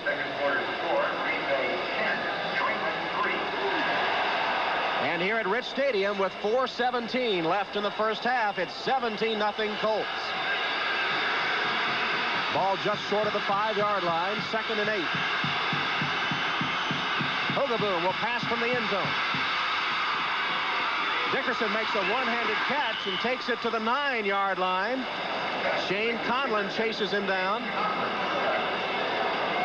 Nice catch by Dickerson, a one-handed grab. Excellent catch by Dickerson. That ball seemed to hang in the air forever. He put a lot of air under that football, and Dickerson made a nice one-handed grab. Shane Conlon made a nice adjustment. Look, he's on the blitz, reads the screen, says, uh-oh, Dickerson's a man, one-handed catch, catches it from behind. That's a heads-up move by Shane Conlon to adjust his blitz. It'll be 3rd down and 5 yards for the Colts, who don't want to have to punt from their own end zone. This is a crucial 3rd down play. Hogaboom, perhaps an audible. Dickerson hit, keeps his balance and takes it to the 15 for a Colt first down. Shane Conlon tripped him up and then pinned him, but a great run by Dickerson, who was hit, but then managed to pick up first down yardage. No question about it. That is vintage Eric Dickerson. Not great blocking at the point of attack. It's just a little delay draw. Dickerson makes the read. Look at that. He breaks the tackle right there. Look at the balance. One hand, rights himself, gains an extra 6 yards by sticking that right hand on the ground and righting his balance. Dickerson held to the lowest of his career, 19 yards rushing in the '87 season against Buffalo. Has already exceeded that today, though he's been primarily a decoy. Hogaboom's pass. Brooks makes a great catch at about the 45 or 35-yard line. It is the 35. Brooks keeping his feet in bounds. Makes a 20-yard grab. Nice tightrope on the sideline. Look at Brooks' concentration. Left foot down, tap with the right foot, and he had control. That's a completion. He's caught a pass in all 34 NFL games that he has played in. Brooks, one of the finest young receivers in the NFL. He had 51 receptions in '87, 65 and 1,100 yards as a rookie. One of 9 rookies in the history of the NFL with 1,000 yards receiving. Hogaboom trying to be heard over the crowd noise on a first down play. Bumping and interference again on Brooks as he made the cut. Odom's bumped him. And that'll be another pass interference against the Buffalo Bills, who continue to be plagued by penalties. And once again, Odom's mistake is he did not turn his head for the football. Brooks gets a release. Odom's just concentrating on the receiver. Never turns. Yes, he did. I take that back. He did turn to make a play on the football, but early contact, that's a questionable call because they have really liberalized the interpretation of pass interference downfield. Number 37 defense, first down. Odoms is whistled for the pass interference, giving the Colts a first down in Buffalo territory. My initial reaction when I looked at Odoms was that he never turned for the football. But if you turn for the football and trying to make a legitimate play on it, that should not be pass interference. That's really an iffy call right there. Hogaboom hit as he releases the ball for the end zone. Verdun, incomplete. Derek Burrows was covering Verdun, who has a touchdown grab, but dropped a similar one down the right sideline earlier in this quarter. Hogaboom threw that football over 50 yards in the air and very catchable. Boy, that should be touchdown city for Clarence Verdun. Hogaboom is going to be very upset by the fact that that wasn't caught. Watch the hit that he takes, Hogaboom, from Darryl Talley, just as he released that football. A big-time hit, but boy, he threw that football 55 yards in the air. Mark Bellini has replaced Clarence Verdun, and Wayne Davis in for Derek Burrows on the Buffalo secondary. 2nd and 10. Hogaboom slipped and got up and fired it incomplete. Bentley had a chance at the football that was intended for Dickerson. And Hogaboom lost his footing and then threw it probably ill-advisedly as he was off balance. Exactly. In the decal in the middle of the field, the Buffalo Bill helmet, he gets his feet tangled up in that. It's a little slick with the moisture on the ground. He loses his plant foot. Does a nice job of keeping his balance, but as you mentioned, Tom, dangerous to put that football up when you have no strength on the pass. A reminder to our viewers, we will be selecting the Budweiser Most Valuable Player for today's game at the conclusion of the contest. 3rd and 10 for Indianapolis. 2:23 left in the first half. Indianapolis leading 17-0. Ball's at the 43 of Buffalo. Hogaboom has a man, Bentley, but he overshot him. Wayne Davis was covering Albert Bentley, but the pass too long. It'll bring up 4th down for Indianapolis. You know, the Bills have really struggled in the second quarter all season long. They've only given up 7 points this afternoon, but coming into today, they'd given up 48 of the 82 points they had allowed on the season. That's over 58% of the points have been scored against them in the second quarter. Ron Stark's first punt only covered 38 yards. Errol Tucker is deep for the Bills. Tucker standing on the 10-yard line. 2:19 on the clock, first half. 17-0 Indianapolis. Low snap. Stark gets it away. Try to kill it inside the 20. There's a flag on the play. And the ball kept alive by the Colts. They down it at the 2-yard line. Wayne Davis, number 21, perhaps guilty of the infraction as Tom Dooley will try to sort it out. Let's watch the replay. Davis does just touch the left toe of Ron Stark. That's an Oscar award right there by Ron Stark. He wins the big Academy Award. And this will be called running into the kicker, not roughing the kicker, which is a 5-yard penalty and not an automatic first down. He just barely, if there was one less coating of shoe polish on that shoe, I don't think he would have touched this. Yeah, but his foot came down sort of on the shoulder of Davis. And he did run by him while his leg was airborne, which can be pretty dangerous. But they will call running into the kicker, which is a 5-yard penalty, not an automatic first down. That's what Ron Meyer is saying. He's going to say, let's keep the ball down there at the 2-yard line. Right. Can't get better field position than that.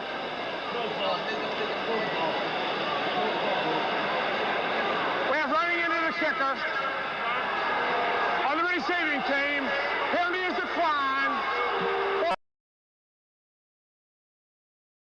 First down.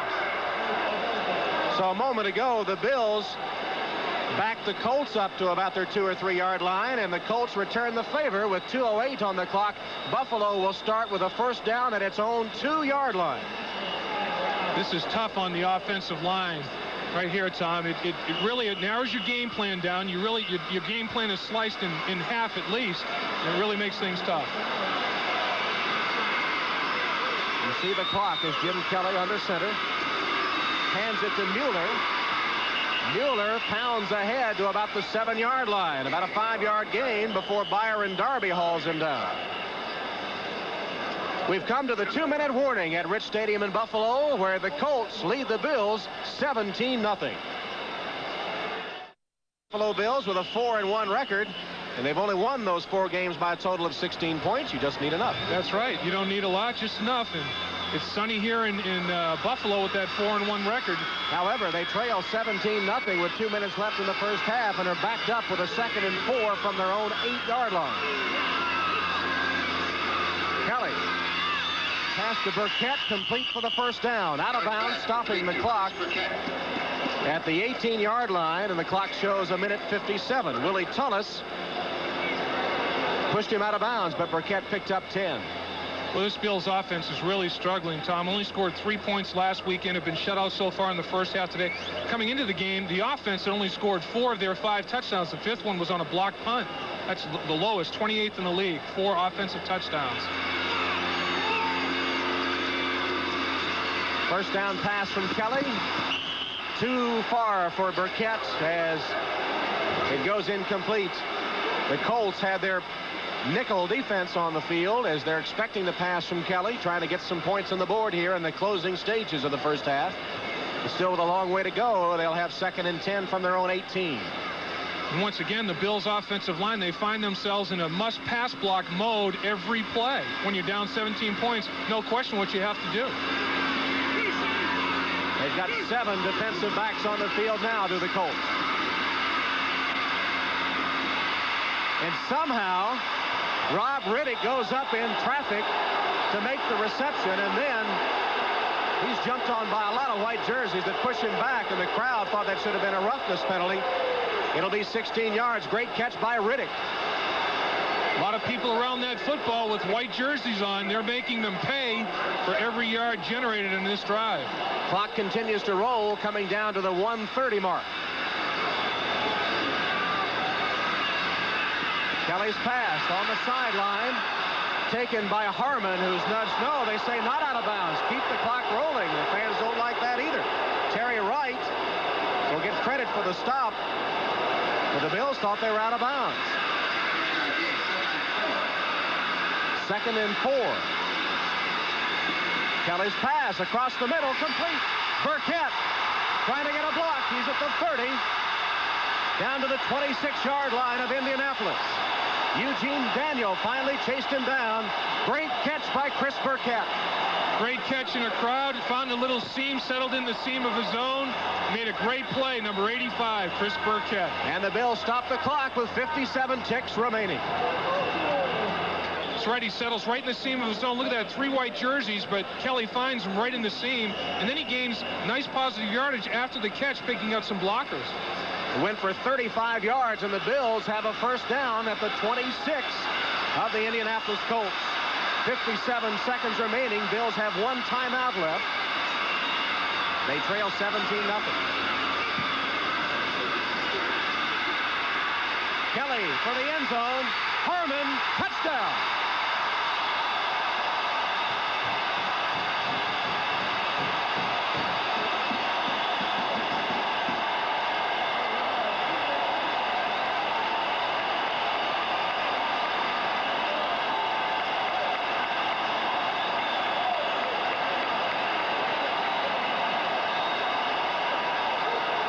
Again, drops back in the pocket. This is a matchup you like.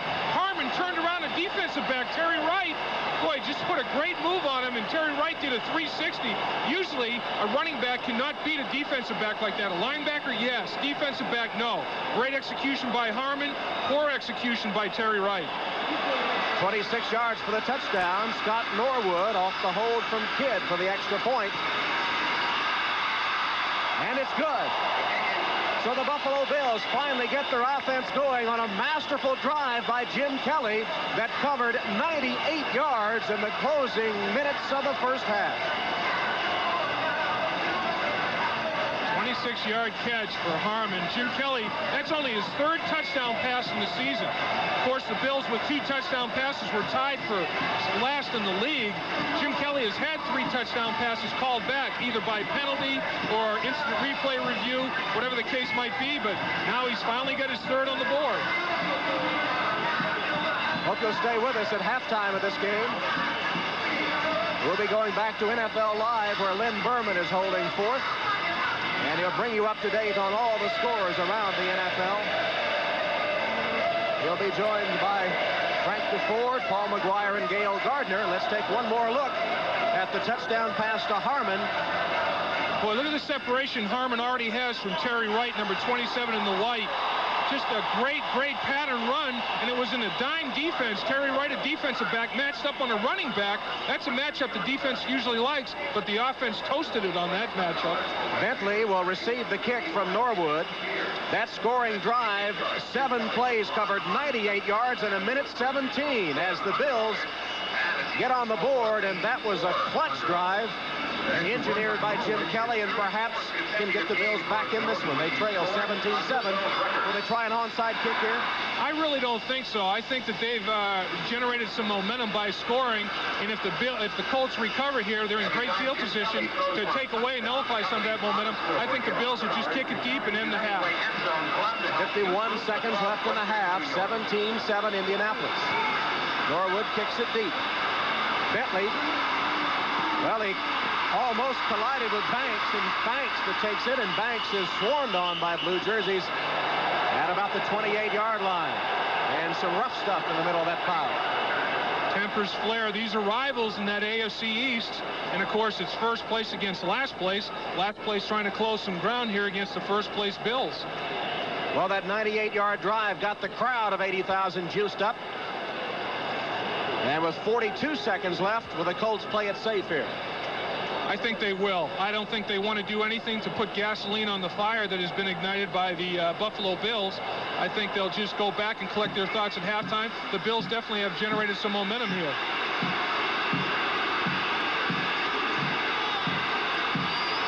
Hogaboon hands it off. Dickerson to the 30-yard line where Darryl Talley tackles it. Here are the standings in the AFC East.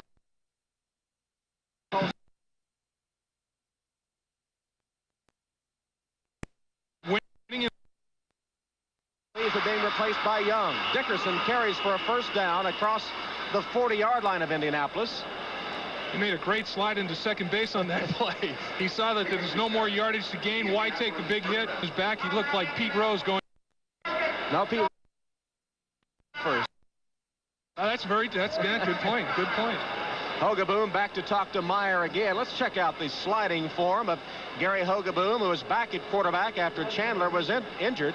Durability is a lot of times because of intelligence. And look at this. He knows that he can't get any more yardage, avoids a big hit, and that's why Eric Dickerson is never injured, really. I mean, he plays in 98.9% of the games that he was eligible to play in his career. Very rarely out of there because of injury, because he runs smart as well as with talent. One timeout left for each team. The Colts with the ball, a first down at their own 42.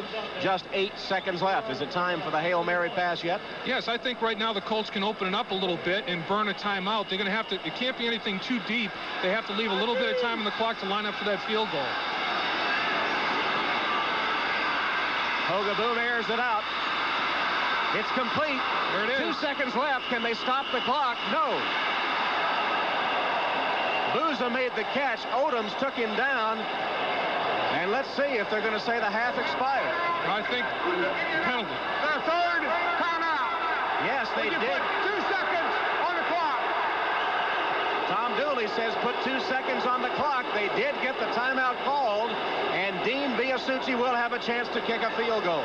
Gary Hogaboon, being the intelligent veteran quarterback that he is, told Tom Dooley before the play, look, I'm going to come right to you as soon as I throw the football and call timeout, as soon as the ball is completed. As soon as Hogaboon released the football, and he went right to Tom Dooley. As soon as he saw completion, signaled timeout, and the clock stopped right at that point. He was right next to him, right in his face. Number 3 is Ron Stark, the holder. Number 4, Dean Biasucci, the kicker. Biasucci has kicked 23 straight inside the 45-yard line. This one will be 42 yards. No, it'll be longer than that. It's going to be about 49 yards, 50 yards probably by the time they set it down. So a 50-yard attempt by Dean Biasucci. His earlier field goal was from 31.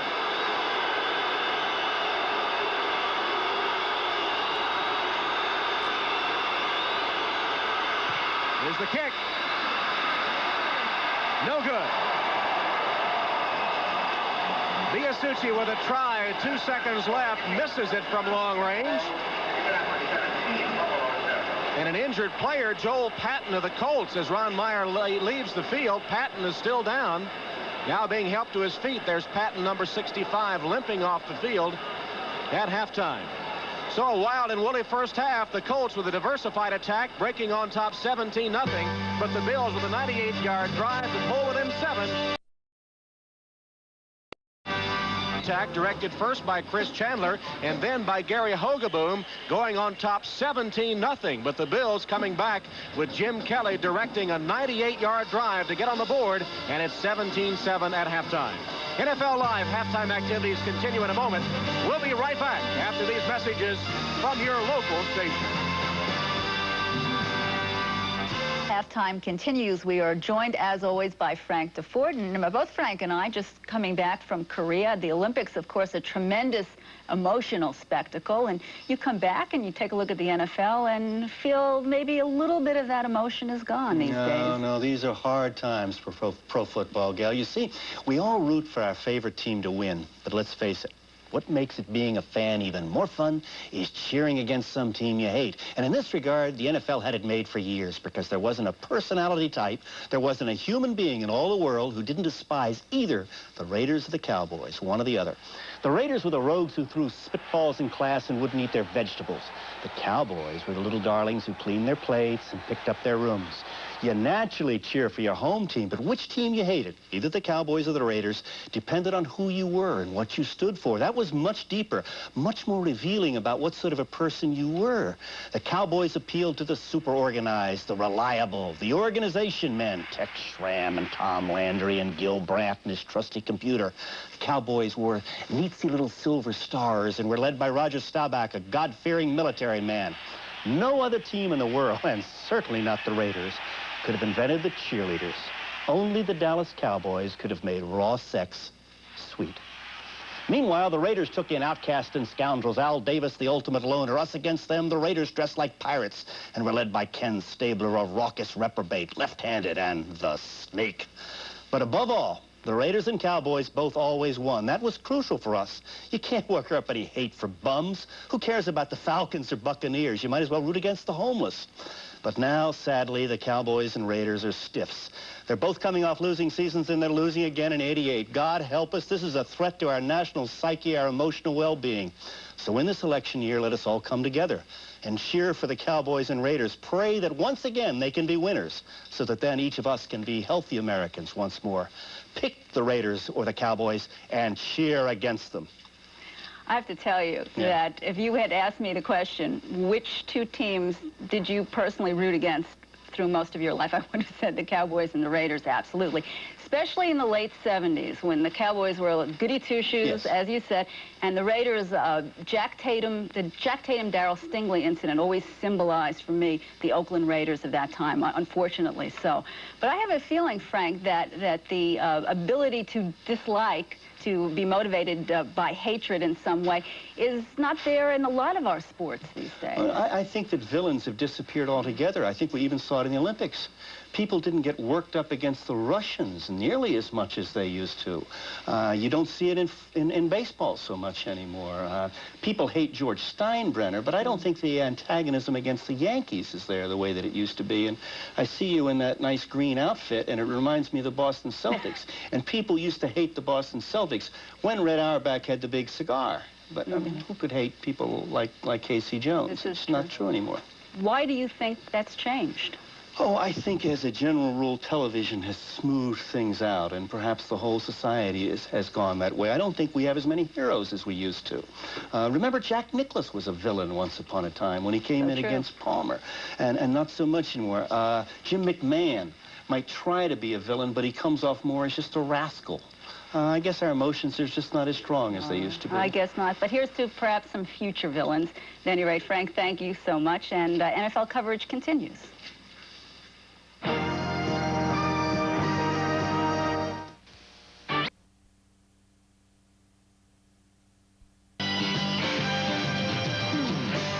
Welcome back to New York. It's been a crazy first half thus far. We have five now, not four, five more quarterback injuries around the National Football League. We're only at halftime of game number 1 today. The big news in baseball, National League President Bart Giamatti has suspended Dodger pitcher Jay Howell for 3 days. Not games, days. Tommy Lasorda right now doing a rain dance because if I guess the games are rained out, Howell could play, but 3 days, weather forecasts are good. He would be eligible to pitch in Game 7 if there is a Game 7. This because, as you know, of the Pine Tar incident yesterday. today at Shea. Now, all the scores and highlights, some of you watching the wild game in Cincinnati, where the Bengals are leading the Jets 19-12. Everything that could go wrong did go wrong for Cincinnati. They still lead. Sam Weiss had plenty to pace about, and that strange play in the first quarter, in effect, Boomer Esiason tripped over offensive lineman Anthony Munoz. It wasn't a Jets tackle, 2 points on the safety. The Jets then went up after a recovered fumble, 9-0, but then Esiason went to work. Here he goes, 61 yards to Eddie Brown. Bobby Humphrey just chases him. Bengals coming back. It was 9-6. They missed a couple of extra points. They had a field goal blocked, a replay controversy right after a replay called back on the touchdown that was reversed. Then he completed another one to Eddie Brown. So 15 touchdown passes now for Boomer Esiason, and they're doing well coming back from adversity. Adversity does not shake a good football team, and Boomer knows that all he has to do is stay into that pocket and throw. And the most important thing about it, the defense of Cincinnati. This year, they bend a lot, but they don't break. All right, well, the quarterbacks are doing the breaking right now because Seattle, they're now in the third quarter. Seahawks leading Cleveland 13-7. Anybody want to play quarterback for the Browns? They're now down to their fourth string. They started with Kozar, then they went on to Danielson, then Pagel.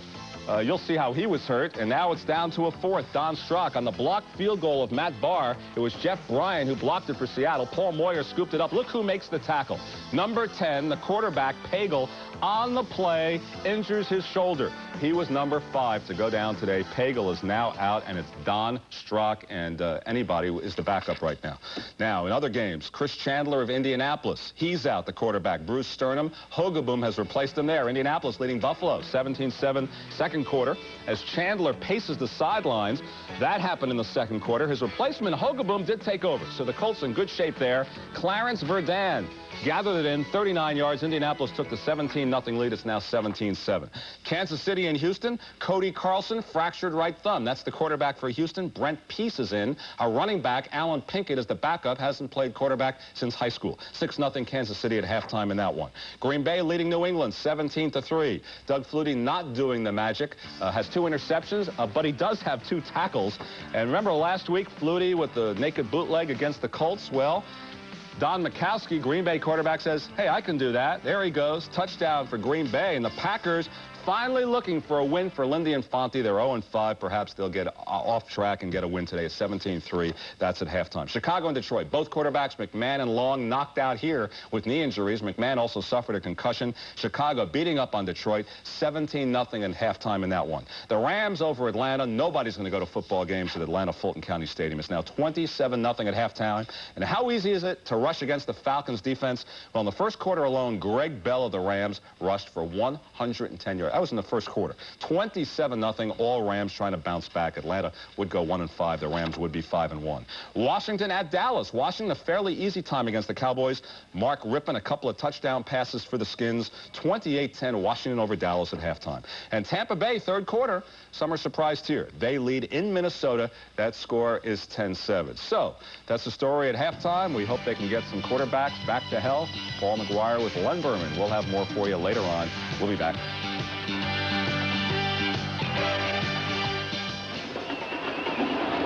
Halftime at Rich Stadium in Buffalo. Tom Hammond and Dave Lapham, where the Indianapolis Colts lead the Buffalo Bills 17-7. And Dave, a surprising first half. Right off the bat, it was a surprise because the Indianapolis Colts did not hand the ball to Eric Dickerson as they had through the first 5 games of the season. They went to the air with Chris Chandler, the rookie, at the controls at that time. And he did a tremendous job. He incorporated a lot of people, a lot of support for Eric Dickerson. Albert Bentley got involved in the offense very early, went to his wide receivers. Bill Brooks made a couple of big catches. I think it was a good scheme by Ron Meyer and loosened the defense up a little bit. Eric Dickerson started to get involved in the football game, running the football as well as catching it. So they really jumped off to a very, very positive start in this football game. Chandler, of course, was later injured, suffered a bruised sternum, and replaced by Gary Hogaboom. But Hogaboom right on target, especially with a long touchdown pass to Clarence Verdun. Clarence Verdun has turned into the big play person for the Indianapolis Colts. And really, Gary Hogaboom could have had at least one more touchdown pass. Clarence Verdun, with all the positives that he had in the first half, had a couple of major drops.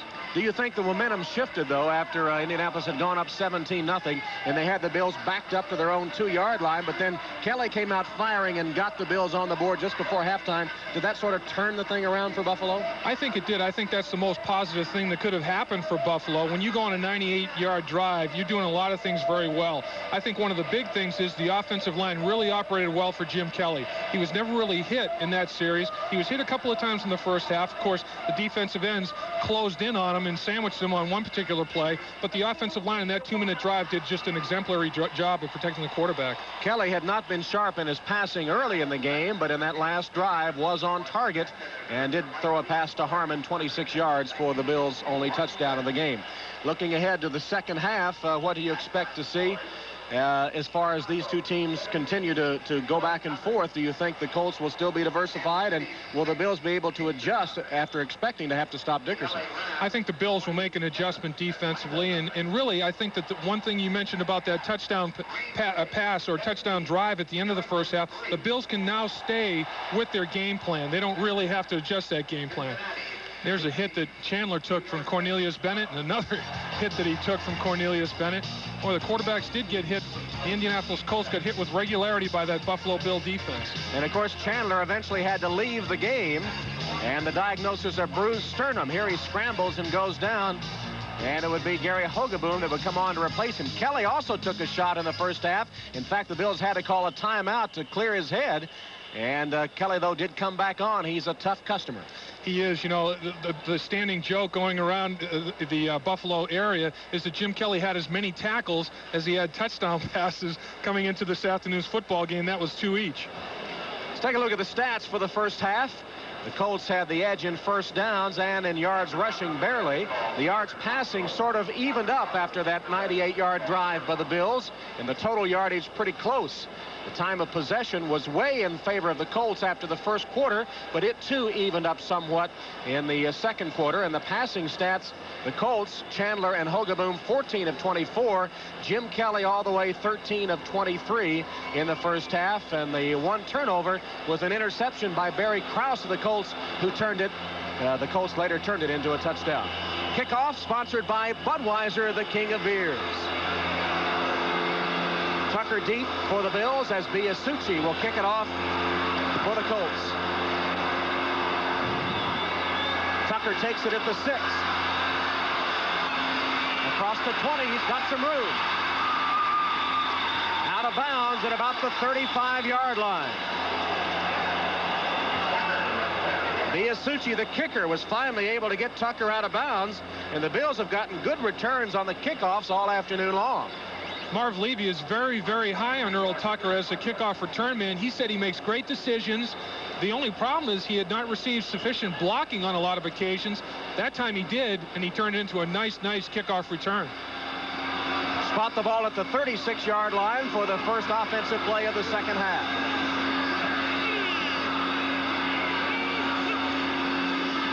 Kelly will put it up. Burkett can't hold it.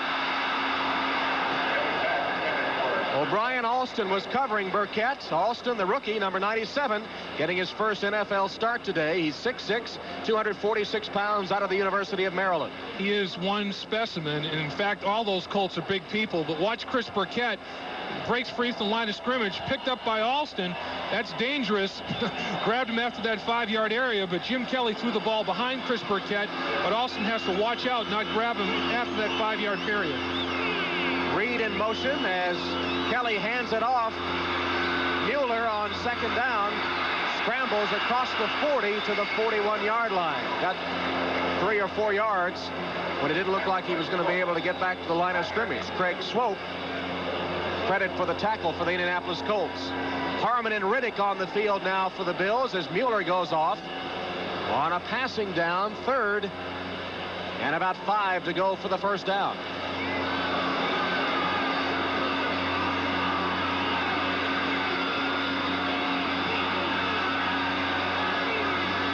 Seven defensive backs in for the Colts. Kelly, complete. Reed, spin out of bounds at the 45-yard line of the Indianapolis Colts. Andre Reed getting free. And Kelly on target. Tullis and Pryor managed to get Reed out of bounds. Andre Reed, who is second in the AFC in receptions, this is his specialty. Medium range routes, just runs a 10-yard out pattern, gets a little separation, makes a nice sure catch of the football. Just a very positive gain by Andre Reed. Willie Tullis was trying to provide coverage. Right there, Reed gets separation on his out pattern. You don't have to be very fast, just run precise, make a sharp cut on your pass route. Mueller hit, keeps the legs going and takes it to the 40-yard line. Swope and Young finally get him down there. It'll be second and about 5 for the Buffalo Bills. This drive began on the Buffalo 36-yard line, and they quickly have advanced the ball to the 40 of Indianapolis. You know, the knock on Andre Reed is that he can't stretch a defense. He averaged just under 13 yards per catch coming into this afternoon's football game, but he's got a place in this Bills offense.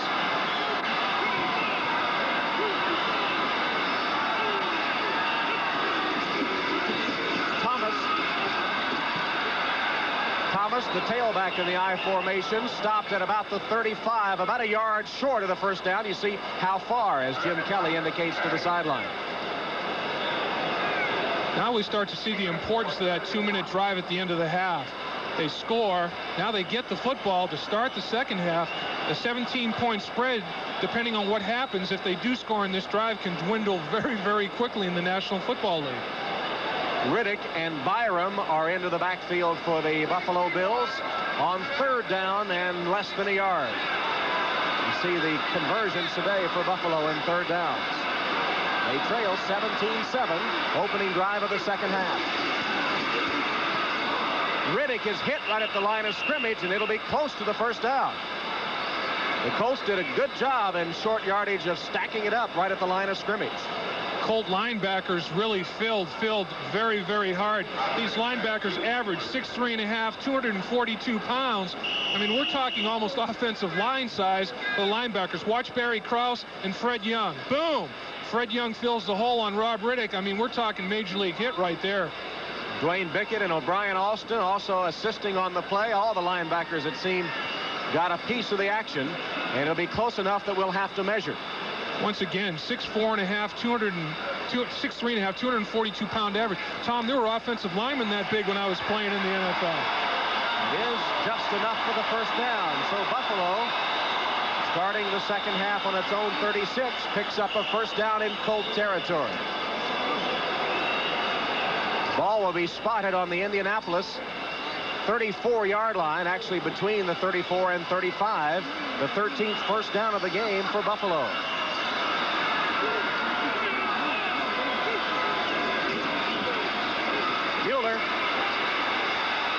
Mueller showing some strong running. Kicks up 5 down to the 30. Joe Klecko is in and got part of the tackle, number 73. Mueller said he wanted to be more a part of the offense, and he's getting his chance today and coming through. He's a big horse from Benedictine College. You know, they ran a veer offense. He was not very sophisticated in the NFL scheme of things. Didn't know what a draw play was. Didn't know how to run pass routes or pick up blitzes on pass protection. The man can run the football. They said his college playbook had 6 pages. This is Thomas. Thomas has a first down. As the Bills finally get their running game in gear, Mike Pryor makes the tackle on Thomas, but another Bill first down. The thing I really like about Thurman Thomas is after the first collision by the defense, he always gets a yard or two more. He's got great leg drive. Watch number 34 in the blue, finds a seam, gets hit very, very effective. Watch the leg drive. Picks up an extra 2 or 3 yards. I mean, he was hit right in the face immediately by George Wansley, but just shucked it off. First down at the 22-yard line. Flags down. Reed catches it. But it looked like the Bills might have jumped again. Metzelaars perhaps was offside, as the penalties have killed the Bills today, and Indianapolis has not committed an infraction. Illegal motion against Buffalo. Watch at the lower portion of your screen here, the tight end. He breaks his stance, leans forward. That's a penalty. Now, if he had done that and was able to reset himself for a full second. 89 offense. First down. That's the 7th penalty against the Buffalo Bills for 76 yards. Now, if he was able to reset himself, Tom, and set himself for a full second before the snap of the football, it would have been legal because the tight end can move out of a three-point stance. Offensive lineman can't. But once he broke his three-point stance, the ball was snapped immediately. 7 for 76 the Bills. The Colts 0 yards in penalties. It sets up a 1st and 15 from the 27 of the Colts.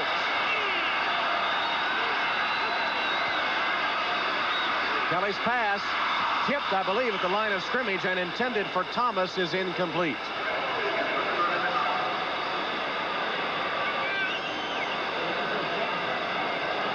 Colts brought everybody on that play. They even brought defensive back. They blitzed Eugene Daniel from the cornerback position, as well as outside linebackers and 3-down linemen. They brought 5 on Jim Kelly on that play. Scott Norwood perhaps will be called on if the Bills cannot pick up a 1st down. It's 2nd and 15.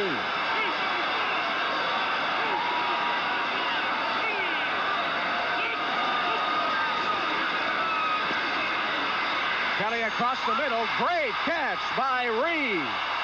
And the ball's loose. And they're going to rule it down. It'll belong to the Bills. They'll rule the play was dead before the fumble occurred. Acrobatic catch by Andre Reed, about 10 or 11 yards on the play.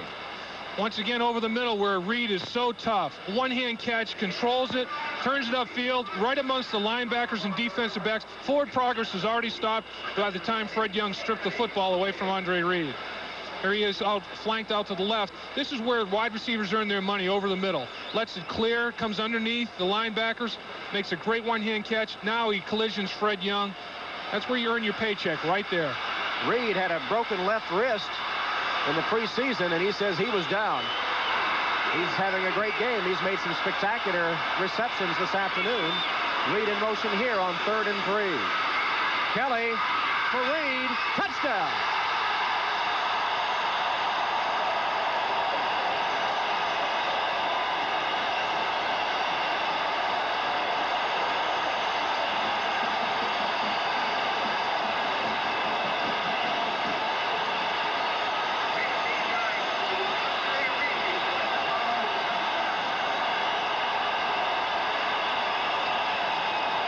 Jim Kelly, the 2nd touchdown pass of the day, just gets rid of the football under pressure. Reed had run a great route. He made Willie Tellis think that he was running inside to the middle of the football field, turned Willie Tellis around, broke back to the corner. Jim Kelly hit him perfectly.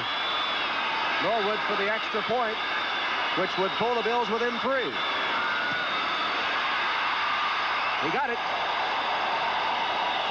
9:28 left in the 3rd quarter, and the Buffalo Bills have closed within 3 of the Colts.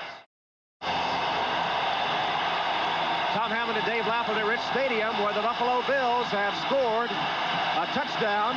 Jim Kelly's 2nd touchdown pass of the day. Andre Reed will make the reception. Watch the move he makes. Come off the line of scrimmage. Tellis tried to hold him. Reed just broke free. Really poor coverage by Willie Tellis. Great route by Reed. Norwood's kick taken by Bentley at the 10. Bentley's got some room to the 30 and the 31-yard line. So Jim Kelly, with 2 touchdown passes coming into today's game, has pitched 2 in this contest, and after he threw the last one, he went to say to his receivers, now we've got it going. That's right. Thank you very much. He said Jim Kelly now 16 and 28, 221 yards, and those 2 touchdowns. Happy young man. And the last 2 times the Bills have had the football, at the end of the first half and the first possession of the second half, they have scored touchdowns to get back in the game. Hogaboom, the quarterback for the Colts, fires complete to the 40. Pat beats the tight end, makes a grab, about a 10-yard gain. Bentley on the stop for the Buffalo Bills, and Hogaboom right back to the air for Indianapolis.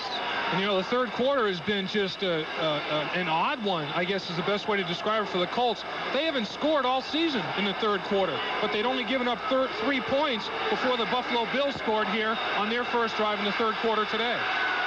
2nd and 1, they gave 9 yards to Beach on the reception, and Dickerson tries to pick up the first down and does, but not by much. He got a couple, perhaps 3 yards. Let's pause briefly now for station identification. This is the NBC Television Network.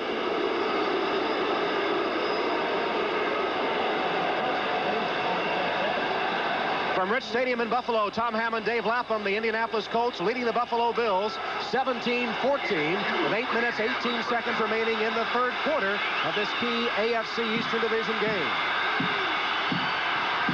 First down for the Colts from their own 44. Hogaboom's pass complete to Brooks. Brooks has it inside the 45 of the Bills where Derek Burrows tackles him. It'll be another Colt first down through the air. That one covered 14 yards. Hogaboom was looking extremely sharp. He's throwing the football with a lot of velocity, really. He's got a well-rested arm, obviously, and he is zinging that football in there to his receivers. A critical drive for the Colts. They have to do something to try to nullify the momentum generated by the Buffalo Bills. Mark Kelso, the starting free safety of the Bills, is out with a head injury, replaced by Sherman Cocroft, a free agent. Hogaboom goes for it all, intended for Brooks, and incomplete. Derek Burrows stride for stride with Brooks down the sideline.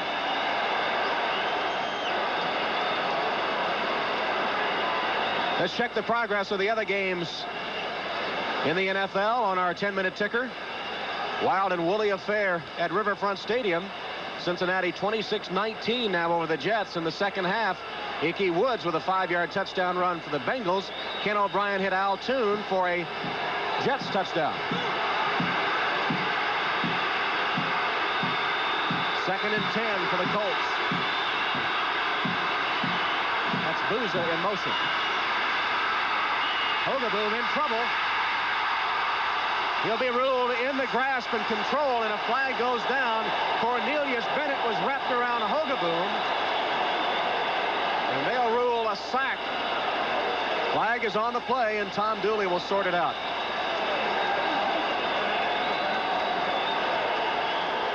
Take a look at it once again. Bruce Smith gets the initial penetration up inside on Chris Hinton, making Hogaboom step to his outside. Cornelius Bennett catches him from behind Hogaboom in desperation, just throws the football away.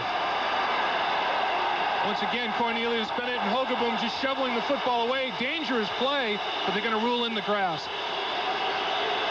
That'll go in the books as the third sack. Browning, number 7, loss of down, third down. Well, it's an intentional grounding penalty against Hogaboom and the Colts. The first penalty against the Colts in the game. And it means it'll be third down and 20.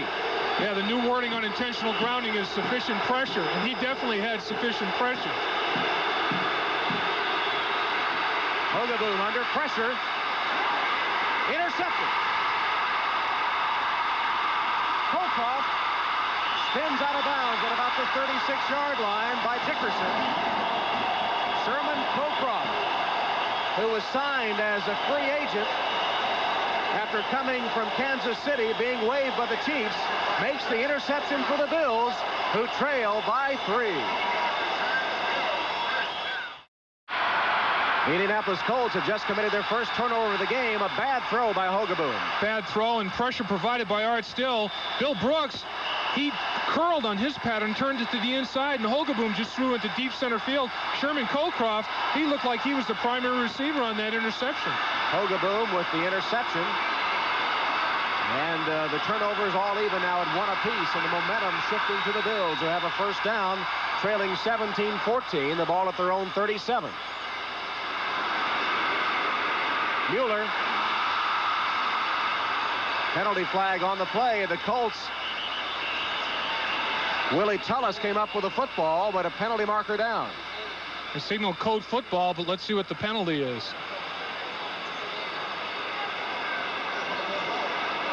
Ron Meyer on the Indianapolis sideline awaiting the officials' ruling, and it looks like the Colts are going to have the ball. Hogaboom set to come back on the field. Holding, number 70 on the offense. Penalty is declined. First down. So Mueller fumbles. Joe Devlin is guilty of the holding call. Lead block by Thurman Thomas. I can't see. Well, I guess there was pretty good collision right on the football. Hellman hit right on the football, springing it free. And Willie Tullis jumps on it for Indianapolis, so the Colts get a break on the second Bills turnover. light mist falling here at Rich Stadium. The fans had the rain gear out. Second turnover against the Bills. Back-to-back turnovers. First for the Colts, and then the Bills give it right back.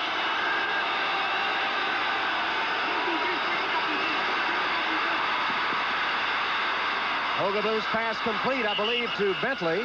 Albert Bentley takes it to the 44-yard line, or the 34-yard line of the Bills, where Cornelius Bennett gets him down.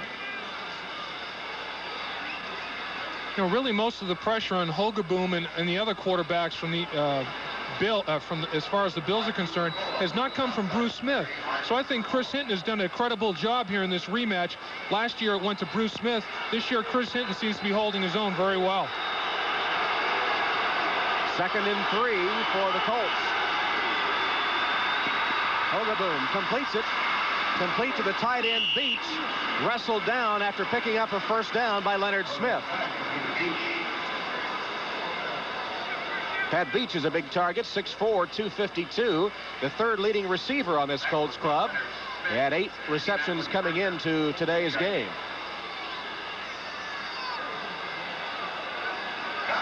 Ticker with a score update.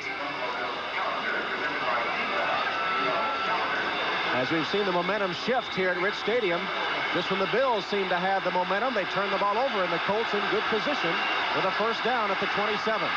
Hogaboom.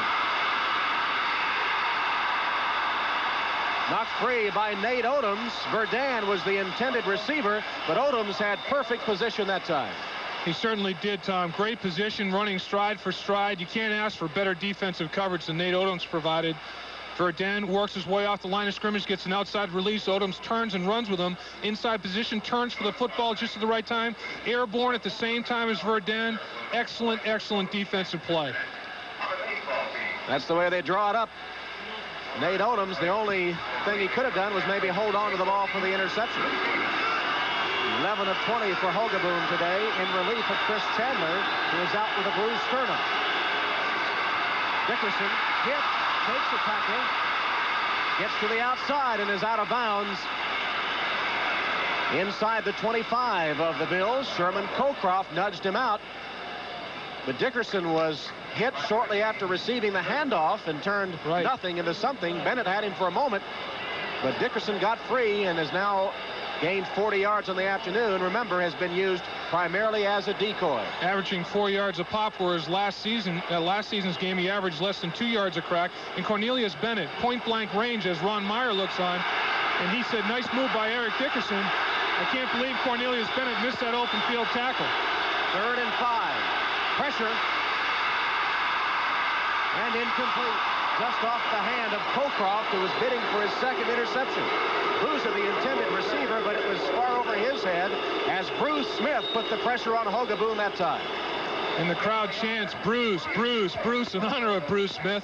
And this guy, of course, led the team in sacks last season. He had a sack nullified against the Chicago Bears last week. Of course, he did provide some nice pressure on this one. There's Bruce Smith. Just as Hogaboom releases the football, Bruce Smith nails him between the shoulder blades, throwing his aiming point way off course. Biasucci will try a 40-yard field goal. He's 1 of 2 today.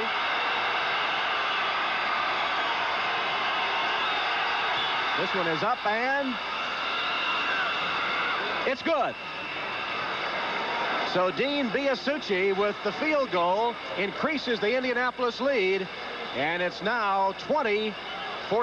Indianapolis Colts on the Biasucci field goal up their lead to 4 at 20-14, up their lead to 6, I should say, at 20-14, and the turnover is a powerful thing in the NFL. It certainly is, Tom. It's a great equalizer, and just when the Bills captured momentum, the Colts recapture it with a turnover. It'll be interesting to see who ends up with the momentum for the rest of the football game. So just when it looked like the Bills had the momentum, the Colts get the turnover and get the 3 points from Biasucci to make it 20-14. Johnson returns the kick up the sideline. We've seen that several times today. And again, gets pretty good yardage. He'll be marked out of bounds at the 29-yard line where Eugene Daniel took him out. Doubleheader week on NBC. Hope you'll stay tuned. The second half of the doubleheader, some of you will see Denver against San Francisco. Others, the Steelers against the Cardinals in Phoenix. Stay tuned for doubleheader action here on NBC. Speaking of fumble recoveries, that turnover, the Bills were #1 in the AFC, had recovered 7 fumbles before that one, so they do nothing to hurt that #1 ranking in the AFC. There are the numbers on Jim Kelly today. 5 minutes, 14 seconds left in the third quarter. Kelly goes deep. Reed is out there. He's got it. Willie Tullis catches him from behind and knocks him out of bounds at about the 13-yard line of Indianapolis. So much for Andre Reed not being able to get deep. I can't believe the separation that he had on Willie Tullis. Willie Tullis is giving him about a 9-yard cushion, and before he knows it, Andre Reed is right up on his toes and just blows right past him. Willie Tullis looks more like me out there trying to cover Andre Reed. That's 58 yards. Kelly to Reed, and Ron Meyer's team now backed up in the shadow of its goal line, where the Bills have a first down. Mark the ball at the 12-yard line of Indianapolis. Thomas stacked up and driven back by the Colt defense. Donnell Thompson leads the white-shirted charge of Indianapolis. They were ready for Thomas that time. On that prior play, Willie Tullis just kept squatting, waiting for Andre Reed to make his cut to run the short, intermediate routes that he normally runs. Then all of a sudden, before he realized it, Andre Reed was blowing by him, and he said, "Holy mackerel, this guy's going deep," and it was too late. Second down coming up for Marv Levy and his Bills. No gain in the last play. Spotted again at the 12. Clock ticking down, third quarter. Kelly complete to Reed across the middle. He's got the score. Great block thrown by Thurman Thomas to allow Andre Reed to take that into the end zone.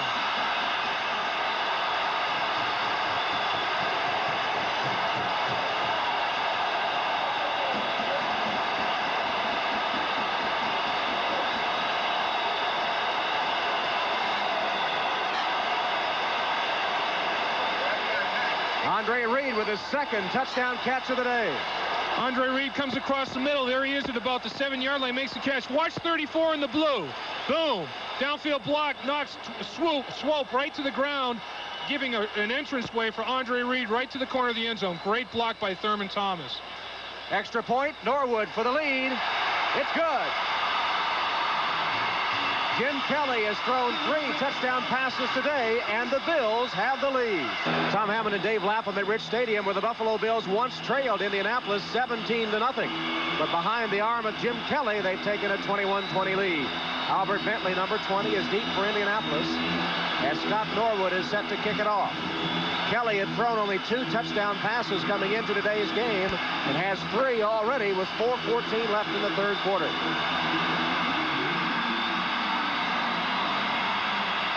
Bentley at the 15. Dodges forward to the 27-yard line. And another fight breaks out.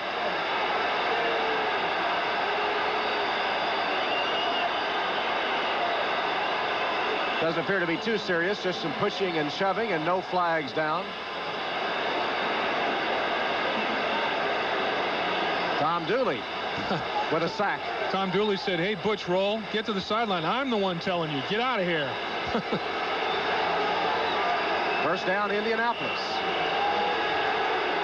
There's the ticker. Houston has taken the lead on a Brent Peace run, the Houston quarterback.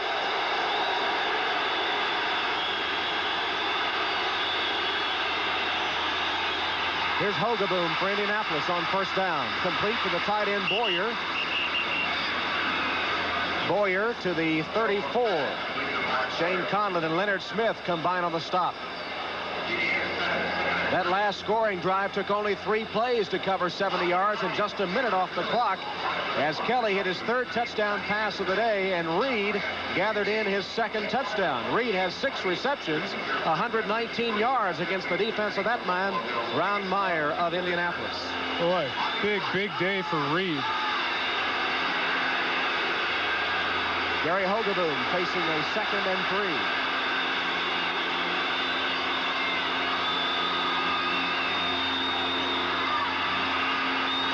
Dickerson got the first down, lowers his head and pounds across the 40. Cornelius Bennett, hanging on for dear life, finally takes him down. That's what makes Eric Dickerson a more effective runner, is they're throwing the football when they want to rather than when they have to. It opens up running lanes for Eric Dickerson. Very deep in the I formation, has great field vision, a nice seam, and nobody accelerates to the hole faster than Eric Dickerson. Hit Cornelius Bennett head on and took him downfield a yard. He's got tremendous power. Andre Reed getting his ankle taped on the Buffalo sideline. With the game he's having, they can't afford to lose him. Hogeboom pumps, then fires, incomplete. Beach made a stab at it, but it fell to the turf. This telecast presented by authority of the National Football League and intended for the private use of our audience. Any rebroadcast or other use of the telecast without the expressed written consent of the Buffalo Bills and the National Football League is prohibited. This game is the property of the National Football League, the Indianapolis Colts, and the Buffalo Bills, all rights reserved. Once again, Tom, the Colts continue to throw on first down.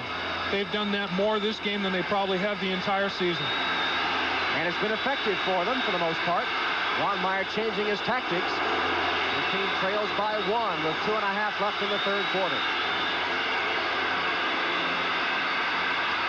Hogeboom under pressure, completes it to Beach. Beach rambles across the 50 and into Bill territory, down at the 48-yard line by Leonard Smith. That time, quarterback Hogeboom and tight end Beach were on the same page. It was a hot read. Cornelius Bennett blitzed, Beach released. Both read the linebacker blitz and made a nice little reception out of it. Here it is. Hogeboom sees the blitz, sees Cornelius Bennett coming, as does Pat Beach. Goes to it right away over Cornelius Bennett's outstretched hands. Pat Beach makes the catch. Positive yardage. First down. 11 yards to be exact. Beach, former All-American from Washington State in his 6th year in the NFL. A minute 53 on the clock, third quarter. First down for the Colts at the Bill 47. Dickerson.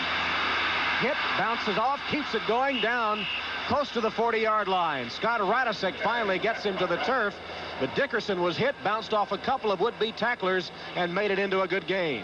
And those tacklers were defensive linemen, Bruce Smith and Fred Smerlis, and Dickerson looked like a human pinball. Inherent pinball tendencies there, just redirected himself a couple of times, squeezed through the hole, picked up 6-7 yards. Nice run by Dickerson. He's up to 55 yards on the afternoon and held to only 19 against the Bills in December at the Hoosier Dome during the '87 season. Hogeboom under pressure, intended for Dickerson and incomplete.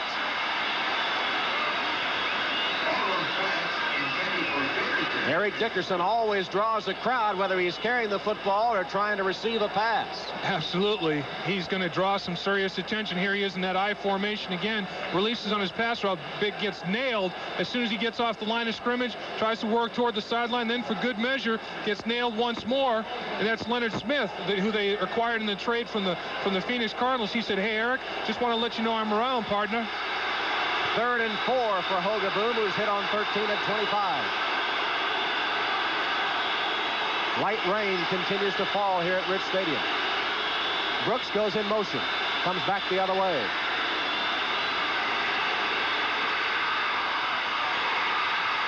Incomplete. Dwight Drain made a diving stab at it after Mark Boyer saw the pass go off his hands, and the Bills almost had another turnover.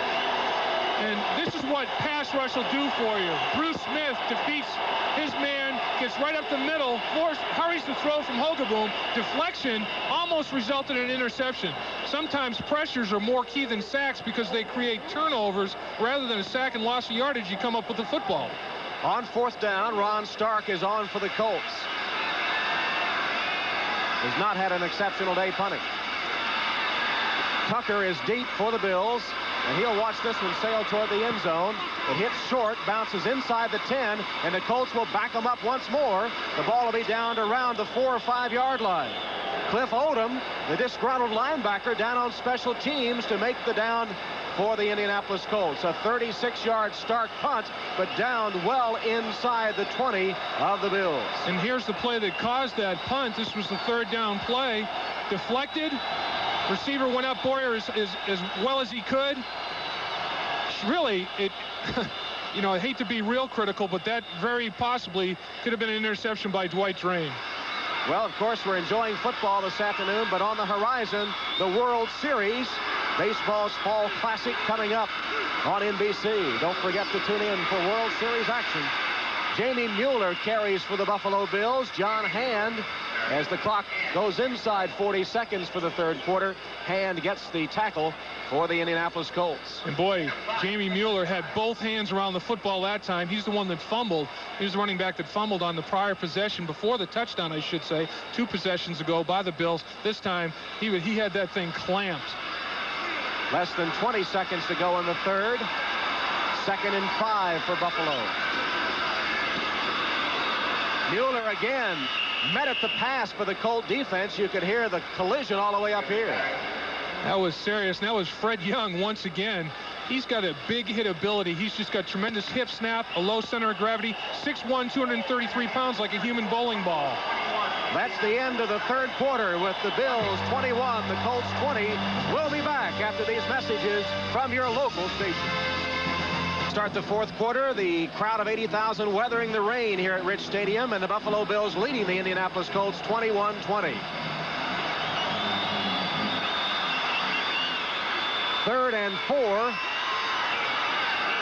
Kelly in the shotgun. There's the shovel pass to Riddick, and Riddick will be close to the first down. John Hand stopping Riddick close to the first down marker. Once again, very safe call. The Bills said, hey, the Colts, you try it, we're going to take it. In this situation, in the shadow of their own end zone, the worst that can happen is an incompletion, not a fumble. So if they execute it, they're in good shape for potential first down. If not, it's just a mere incompletion. It's a very safe, heady call. Little shovel pass by Kelly to Rob Riddick. He controls the football. He double clutches it a little bit, though. He did have trouble controlling it. I think he is short. Ball might be getting a little slippery in the rain as we measure for the first down. Big measurement here. The Bills would like to keep the ball, not have to punt from deep in their own territory. And by half the length of the football, they have enough for the first down. Bad eyes. That's the thing that goes first, Tom, is the eyeballs. I thought it was a little short, but... Well, actually, I think the Bills did, too, because they had the punter Kidd on the field, and he comes off, replaced by Kelly. And the Bills will keep their drive going with a first down from their own 16-yard line. Nice call by Marv Levy and his staff. Fumble. Still loose. What a grease pig that one was. Man. Let's sort it out. The rain was definitely a factor on that fumble, Tom. That ball's slick. And the Colts have it. Ron Hogaboom with some last-minute instructions from Ron Meyer. It was Barry Krause that came up with a loose ball. Watch it as Mueller will cough it up. Never got the handoff from Jim Kelly. Mueller, that's his second fumble. This thing is all over the ground. Everybody, look at 1, 2, 3, 4 Colts get it. Jim Kelly has a clean shot at it. He can't control it. Then strong hands. Defensive lineman and linebacker hands get in there. Right now, it's just a wrestle for the football. Strongest hands and wrists come away with it. And Barry Krause had the strongest as the Bills turn it over for the third time this afternoon. And Krause with a fumble recovery has given the Colts a first down at the 15 of the Bills. Dickerson. Not much, maybe a yard.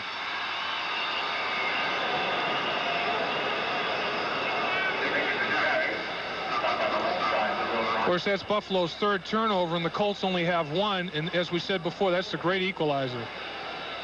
Check the scores again. Not much change. Jim Everett having a big day for the Rams in that blowout against the Falcons. 2nd and 9 now for Indianapolis. 13:50 left in the game. Colts trail by 1. Hogaboom swings it to Dickerson, to the 15, to the 10, and out of bounds. Scott Radisick runs Dickerson out of bounds as he picks up 4 yards on the play. It'll be third down coming up for the Colts, who trail 21-20. Scary assignment for a linebacker to have Eric Dickerson one-on-one out in the open field.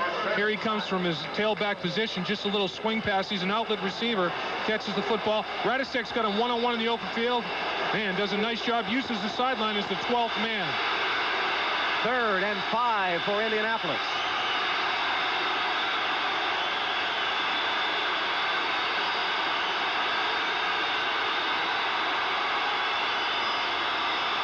Dickerson to the 5 and close to the first down. Leonard Smith kept Dickerson out of the end zone, but it'll be close to the first down, and we'll measure it. Crucial one coming up here. And if the Colts are short, will you kick the field goal for the lead, or you try for the touchdown? I kick the field goal for the lead if they are short, Tom. You can't take those potential winning points off the scoreboard or not give them an opportunity. Look at Dickerson on this play. He makes a little stutter step in the backfield to get things underway, finds a seam, and then his pure acceleration, lowers his head. I tell you, that's respect. Your coaching staff has respect for you. They are just a little short. Boy, we're talking 2 lengths of the chain short. They're an inch or 2 inches short. And Ron Meyer, kick the field goal. There you go. has sent Dean Biasucci onto the field. Well, Tom, it's unbelievable. It's 3rd and 5. You're inside the 10-yard line where the yardage is the toughest. What do? Give the ball to your tailback. Eric Dickerson has tremendous respect of his coaching staff to get the football in a running situation with that down and distance at that field position. This will be a 23-yard chip shot for Biasucci, who's hit 2 of 3 today.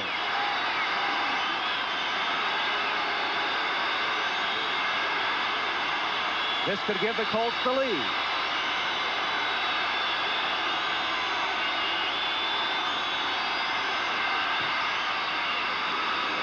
And it's good. So the Indianapolis Colts seesaw back on top after the 23-yard field goal by Dean Biasucci. 13:07 left in the game. Colts lead by 2. Tom Hammond and Dave Lapham, where the Colts have taken a 23-21 lead on the Bills. 13 of their 23 points today have come off turnovers, and the Colts' last 6 points, 40 and 22-yard field goals, the result of 2 fumbles by Jamie Mueller of the Bills. Here's Biasucci's kick. Johnson on the sideline once again. And to the 25-yard line. Looks like they're kicking away from Tucker. Every kickoff has gone to Johnson down that sideline. Here we are in the 4th quarter, Tom, with the Indianapolis Colts having a lead. In 3 out of the 4 losses the Colts have had this season, they've either been tied or had the lead in the 4th quarter, been unable to hold the opponent. Let's see what happens this afternoon. These 2 teams have been involved in close games, and another close one here at Rich Stadium. And Jim Kelly and the Bills with a first down at the 26-yard line of Buffalo.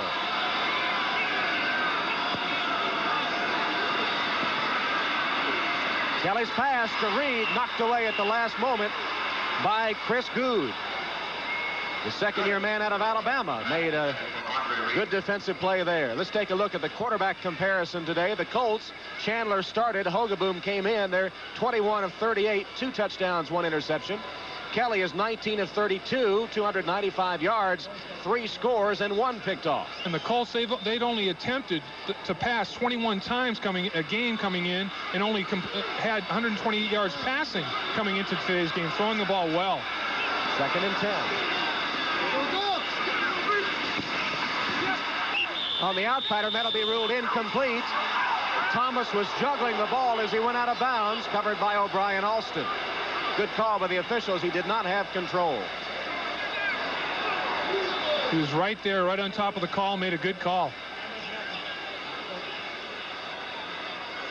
Kelly throws the sideline pattern.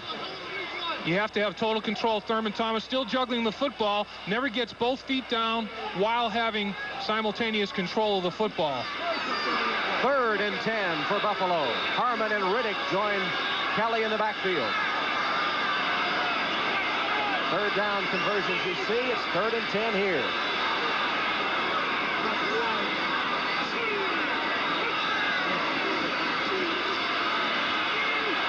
Kelly complete to the 40 and the 41-yard line. Trumaine Johnson goes up to make the grab. Mike Pryor hanging on, but it's 15 yards, and Johnson has a first down catch. Tremendous catch by Trumaine Johnson. What he did was he used his body as a shield for the defender. He knew he was going to get hit. breaks it down inside to the hash mark, little curl pattern. Look how he keeps his body between the football and defensive back Mike Pryor on that play. Tremendous play by Tremaine Johnson.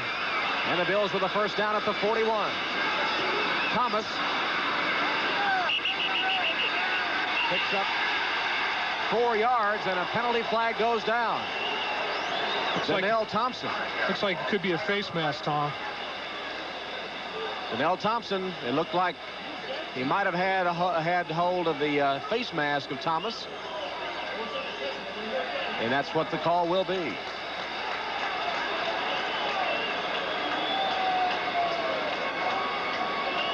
I think it'll be a 5-yarder, not a 15-yarder. It wasn't a flagrant. Face mask, number 55, first down. They called Kraus for the face mask violation. And a first down for Buffalo. The ball rests just short of midfield at about the 49-yard line of the Bills. There's Kraus with a face mask. Unusual, a 1st and 3. They gain the yardage plus the yardage of the run plus the face mask penalty, a 1st and 3 situation.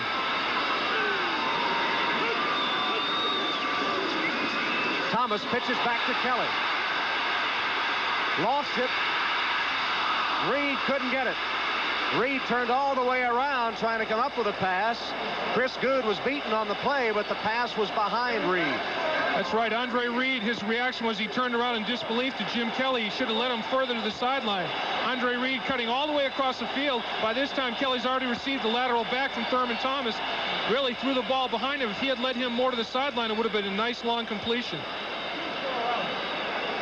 Here it is once again. He makes a nice adjustment to the football. Has to do a 360 in midair, but if the ball was led properly, would have been a completion. Chris Good has been tested today by the Bills. It's 2nd and 2. Mueller, both hands wrapped around a football that time after fumbling twice, and he bangs ahead for the first down. Barry Krause pins him after he got 2 or 3 yards.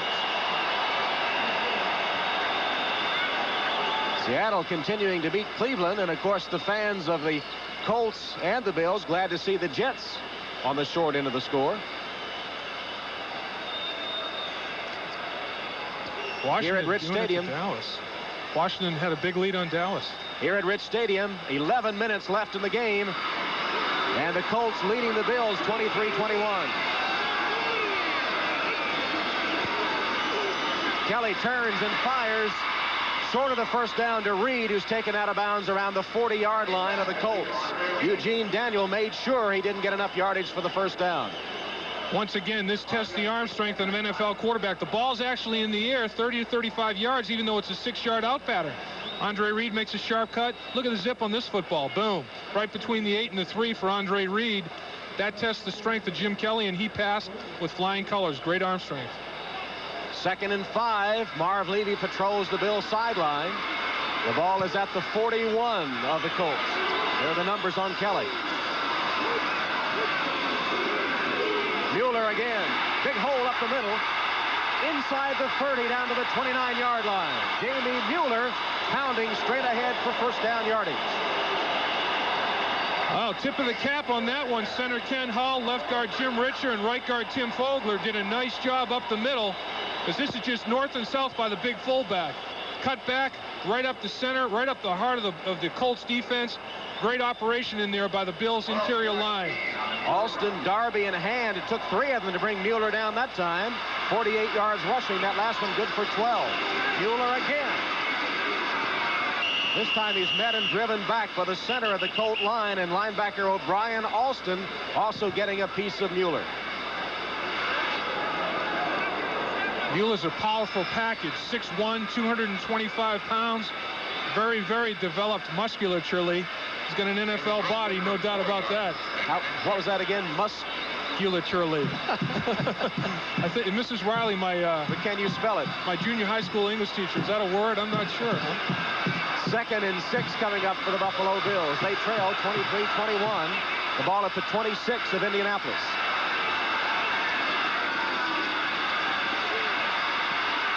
Plenty of time for Kelly. Got a man wide open and knocked down at the last minute. Great recovery by Dwayne Bickett, who used that great speed that he has at the outside linebacker position to knock the pass away when it appeared that Burkett, who is injured on the play, would have a safe zone to really get the reception. Yeah, Burkett's laying prone. He's right now, the phone's ringing and nobody's on the other end. Long distance phone call. Here he comes. Boom, gets hit, hits head first, and then he's hit by Ronnie Harmon. Right now the bells are ringing. Nobody's on the other end of the receiver. We'll see how he is when we come back. Chris Burkett of the Bills is up and apparently okay after being shaken up a bit on that last play. 76,018 at Rich Stadium, where the Bills face a 3rd and 8. Kelly's pass incomplete, intended for Trumaine Johnson, and the fans want an interference call. Look at Johnson hopping. He wanted a flag too. Freddie Robinson was close on his heels, and Johnson thought he might have been interfered with. Yeah, Johnson's definitely, his point is that his pass route was redirected downfield well beyond the 5-yard legal bump zone area. There you see 86. He was hit. He was just clotheslined as he tried to make his break. That was Freddie Robinson, who was in the dime situation, and that one got by the official. Norwood with a 45-yard field goal that could give the Bills the lead.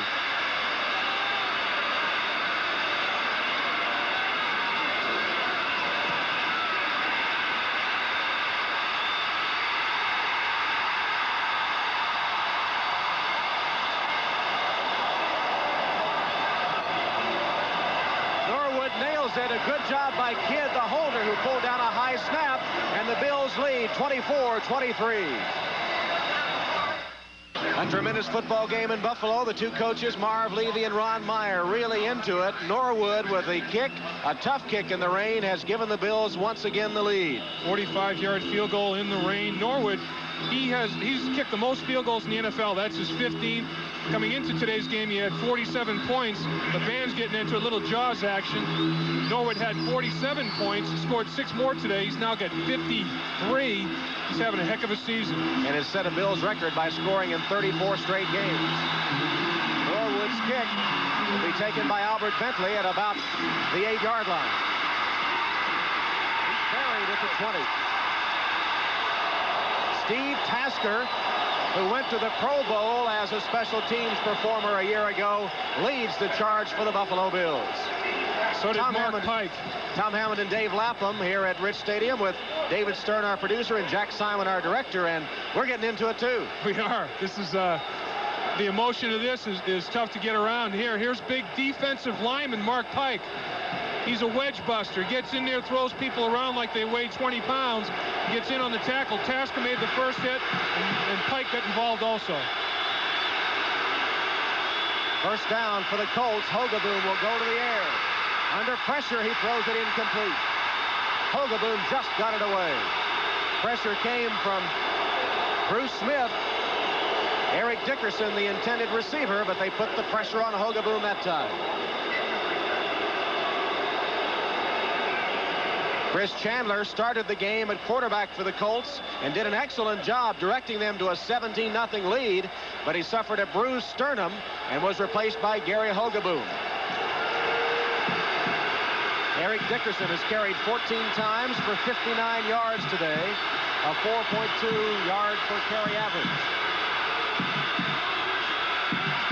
Hogaboom, short drop, throws it incomplete. It's short hop, the intended receiver, and a flag goes down. Brooks was the intended receiver, and Sherman Cocroft holds his hands out to the official saying, "What did I do?"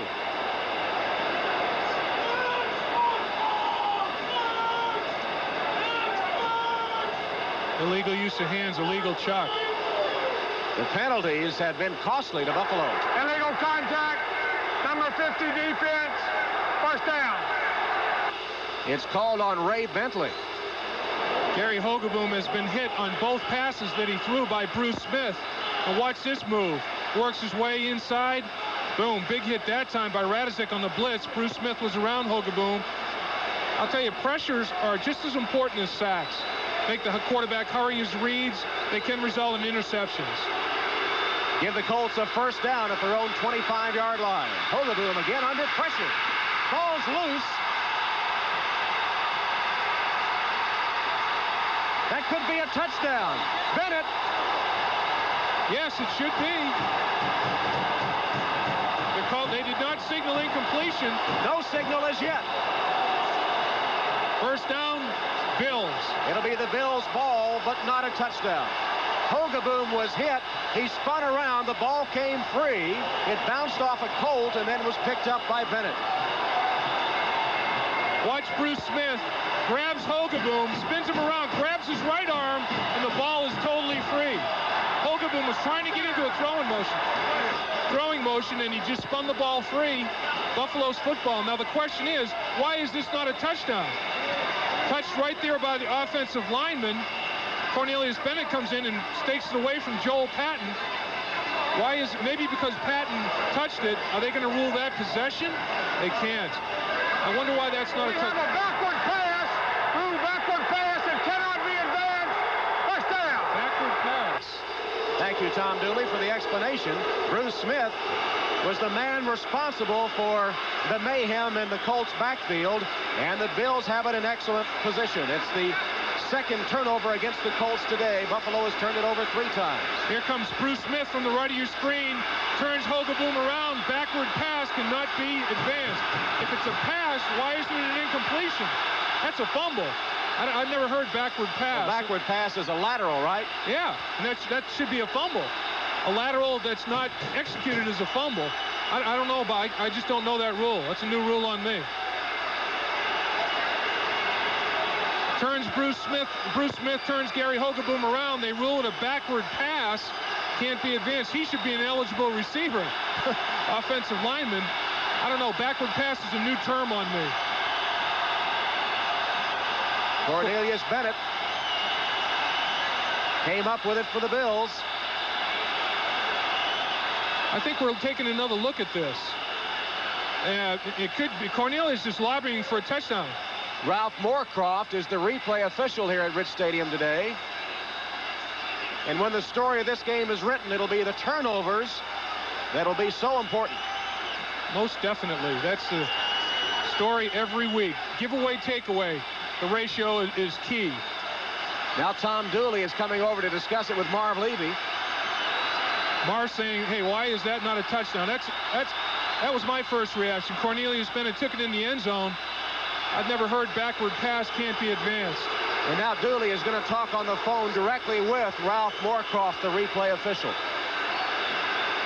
As I said, Tom, a backward pass should be incomplete. If it's a backward pass, as you say, that's a lateral. A lateral is a fumble. A fumble can be advanced.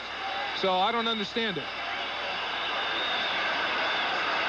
We'll take a look at it from ground level. Here we go again. Bruce Smith turns Hogeboom around. He tries to throw the football. He throws it backwards. The referee either has to rule that Hogeboom was in a throwing motion or it's a fumble. One way or the other. It's either an incompletion or a fumble, but if it's a fumble, it should be a touchdown. Look at all the Bills hovered around Tom Dooley, lobbying their case like a bunch of Philadelphia lawyers. Tom is trying to get this one sorted out. Look at Cornelius is saying, you got to give me 6. Old 55 right there is saying, that's a touchdown. It's got to be. Here we go. Watch the coach's reaction.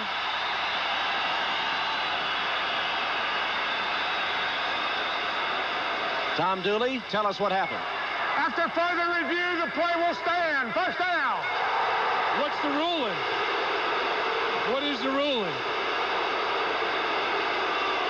I'd like one more clarification. Backward pass. I don't understand that one. Well, Jim Kelly and company will try to render the decision moot if they can get into the end zone here. 8:47 left. First and goal at the 9 for Buffalo, leading by 1. Thomas dances his way to the 7.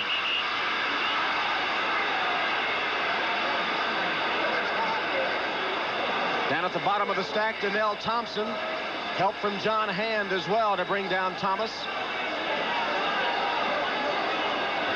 Once again, though, the nightmare continues for the Colts. It's almost like a script that's written on a weekly basis. Here they find themselves in a bad situation once again in the fourth quarter in a tight ball game. They need to hold him out of the end zone. They trail by 1. A touchdown would make it awfully tough to catch up with 8:10 left. Kelly on the bootleg. stops at the 2. I have a feeling Jamie Mueller went the wrong way, Tom. Jim Kelly turned around looking for somebody to hand the football off to, and when Jamie Mueller wasn't there, he said, I'm going to take it on my own. Watch on the replay. Jim Kelly turns. Where's Jamie? Uh-oh. I better take this football and get to the outside. Pump fakes a headsy move right there, trying to freeze the defense, lowers his shoulder, and tries to get as much positive yardage as he could. Watch, Jamie Mueller's supposed to come right. Kelly says, oh, where are you going, Jamie? He gets out there as best he can, run-pass option. Really makes a nice play out of nothing. Carl Byram, a good blocker, is in. It's 3rd and goal. The ball resting between the 1 and 2-yard lines, and Kelly calls a timeout. So Jim Kelly will come to the sideline to discuss the play call with Marv Levy. A crucial 3rd and goal coming up for the Buffalo Bills, who lead the Colts 24-23 with 7:13 left in the game. Coming up next on most of these NBC stations, stay tuned for the second half of our football doubleheader. Some of you will see the Denver Broncos take on the San Francisco 49ers. Others will see the Pittsburgh Steelers against the Phoenix Cardinals. That's NFL doubleheader action coming up next here on NBC.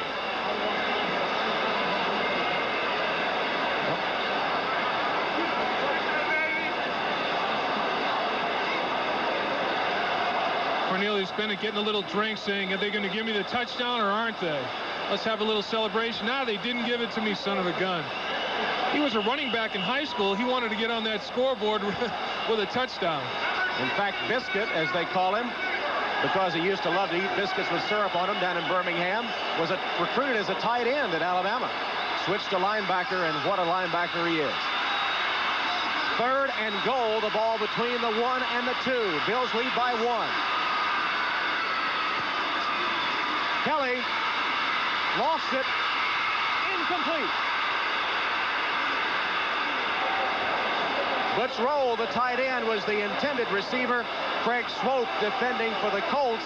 And it'll be field goal time with Norwood on to try to add 3 to the Buffalo lead. You really have to take your hats off to the Indianapolis Colts defense. They really bowed their backs when they had to, kept the Bills out of the end zone, limiting this opportunity to a field goal at best if they do execute it. Nice job by the defense.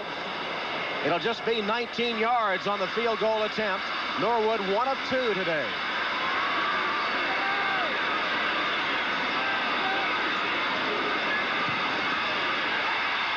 And the kick is good. So the Buffalo Bills take advantage of the Indianapolis Colts turnover and add 3 to their lead. But as you mentioned, the Colts with a good defensive stand, and they're still in the ballgame. Exactly what that defensive stand did, Tom. The Colts only have to score a touchdown to take the lead. If they had if the Colts defense had permitted a touchdown, the Colts offense would have had to score twice. Now, really, they only have to score once to recapture the lead. That's a big, big circumstance with only 7 minutes to go in the football game. Well, remember, the Bills have really been putting the rush on Gary Hogeboom lately. And what can the Colts do to try to negate that pass rush of the Bills that's been so ferocious here in the second half? I think what they should do on this drive is utilize the screen pass and draws, mix it up a little bit. Cincinnati Bengals apparently on their way to victory over the Jets. Chicago has it wrapped up, it would appear, and the Rams with a big blanking of the Atlanta Falcons. Minnesota edged Tampa Bay only by 1. Albert Bentley, very dangerous return man, is deep for the Colts. And Norwood will boot it off for the Buffalo Bills.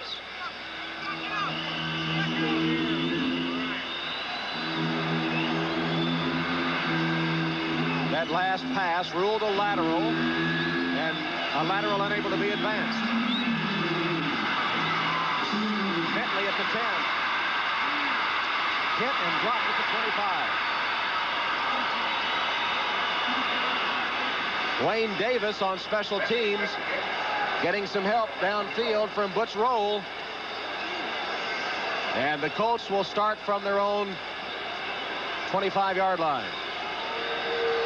There you see the records coming into this game, a crucial game for the Colts to have any chance of repeating as divisional champs. They must win today. you see that the odds already are stacked against them. A loss today would just about eliminate them. Hogaboom, play action pass. Lets it go as he's hit, and it's caught by Brooks. Brooks at the 39 with a diving catch. Burrows defending on the play, but somehow Hogaboom got rid of it. And Brooks makes a first down catch and then limps back to the huddle, 13 yards on the play. Boy, that's a big-time play by Hogaboom. Little play action. The pass rush, that play action means nothing now. Bruce Smith still comes. He gets rid of that football. Look at that. Look at where Brooks catches the football about 6 inches off the ground. Hogaboom gets nailed by Bruce Smith. He can't follow through on his throwing motion because Bruce Smith is right in his face and still completes the ball. First down at the 39. Dickerson to the 45-yard line. A 6-yard gain before Darryl Talley puts the hit on him.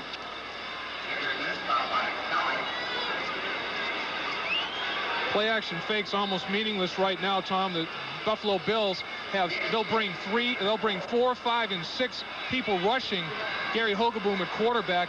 Really put everybody in maximum pass blocking position. Don't play action fake. 5 minutes, 45 seconds left in the game. Buffalo leading Indianapolis 27-23.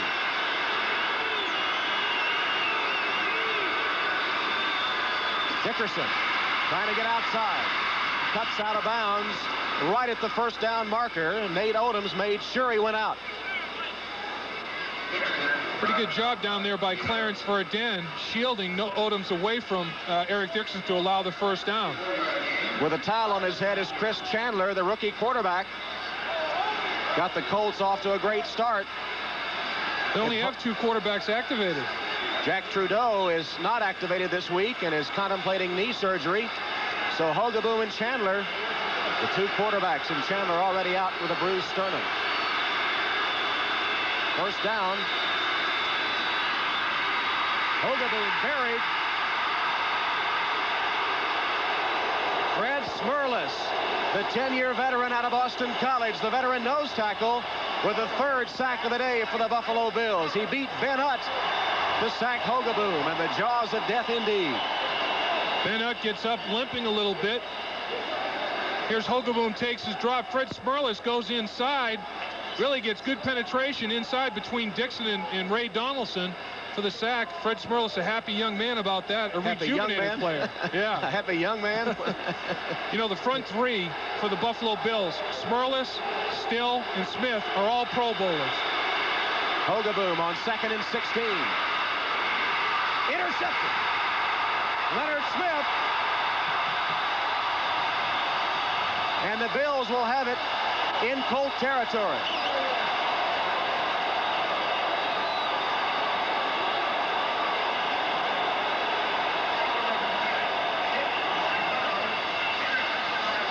I think Derek Burrows got the initial tip, and then Leonard Smith, the smart defensive back that he is, they work on this tip drill.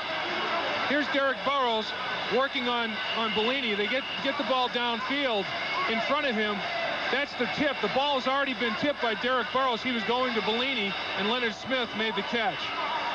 Leonard Smith, who's been a Pro Bowl alternate the last 2 years with Phoenix, coming over to the Bills in a trade. There's the tip by Burrows, and the pickoff by Smith. And he took it back 14 yards. So the Bills now give it to Jamie Mueller, and they'll play it safe in the rain. Donnell Thompson made the stop. They're going to work on the clock, which shows 4:48 left. Marv Levy's team in front, 27-23. Tough day for Hogaboom, who's really felt the pressure from the Bills' rush. 3 turnovers apiece, and they've been big in the game. They've been a tremendous factor. Boy, as I say, right now the Indianapolis Colts are looking around saying, this is unbelievable. Who's going to make the next mistake? Not me, I hope. Just a negative feeling.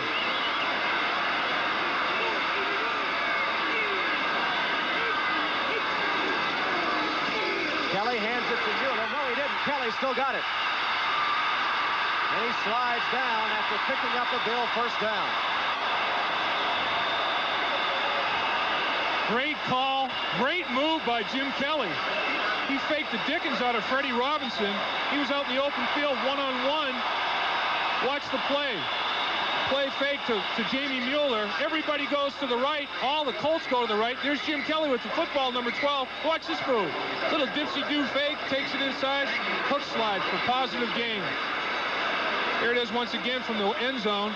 Look at this fake. Executed very well. Look at the Colts. They still don't know where the football is. Great fake inside by Kelly. Does a nice job. First down at the 33 of Indianapolis. Thomas to the 26-yard line. Barry Krause at the bottom of the stack for the Colts. Clock down to 3:15, and the Bills moving the football, leading 27-23. And the Bills' offensive line senses the kill right now. They're really coming off the football, reestablishing the line of scrimmage a couple of yards downfield. The running backs have a positive gain before they even have to make their first cut. Now inside the final 3 minutes. They're the timeout situation. The Bills with 2 left. The Colts have their full complement of 3. Play clock down to 10 seconds.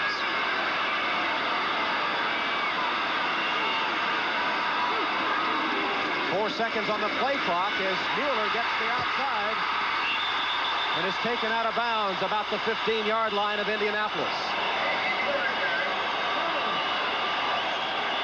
11 yards for Jamie Mueller. Nice move by Mueller, bouncing it outside. They've been hurting him up the middle, so the Colts stacked the middle. Jamie Mueller said, okay, I'll go outside then. Dipped his shoulder for an extra 3 yards. The point of attack was sealed to the inside, just bumped it to the outside. A nice heads-up run. Ron Meyer, Marv Levy sweating this one out. Levy has the upper hand, 2:34 remaining. His team leading, and with a first down at the 15 of the Colts.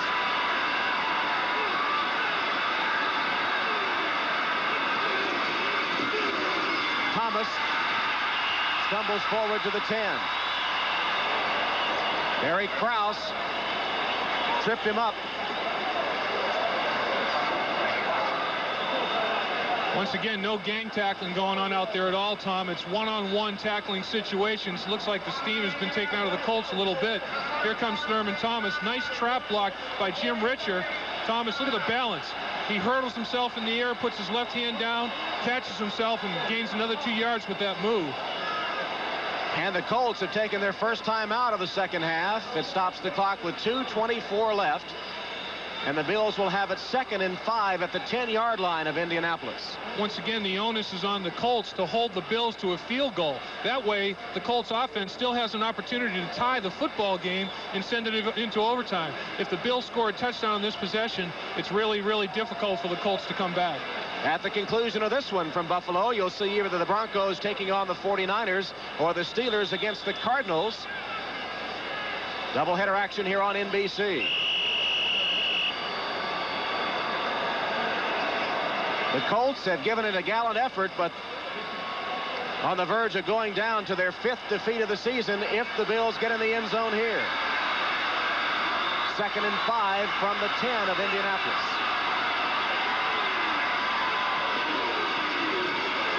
Mueller stopped short of the goal line at the 1-yard line. Mike Pryor made a saving tackle, but Mueller with determined effort rambled all the way to the 1. Great execution on the Buffalo Bills' right side of the offensive line. Joe Devlin and Tim Vogler high-fiving a little bit as Jamie Mueller is. Watch the offensive line come off the ball. Look at that running lane for big Jamie Mueller. Great execution once again by center Ken Hull, Tim Vogler at right guard, Joe Devlin at right tackle. Boy, it's do or die time for the Indianapolis Colts. Buffalo Bills sideline. They've gotten their running game in gear today after 0 yards rushing against the Bears a week ago. Thomas for 48, Mueller for 70, a combined 118 yards. Meanwhile, Eric Dickerson and the Colts hoping that against all odds the defense can keep them out of the end zone and give the offense one more chance. And the constant for the Bills, Jim Kelly, a quarterback, he's performed very well today also. 21 of 39, 315 yards, 3 touchdowns, and 1 interception. First and goal for Buffalo at the Colt 1-yard line. They lead 27-23, 2 minutes to play. Riddick for the touchdown.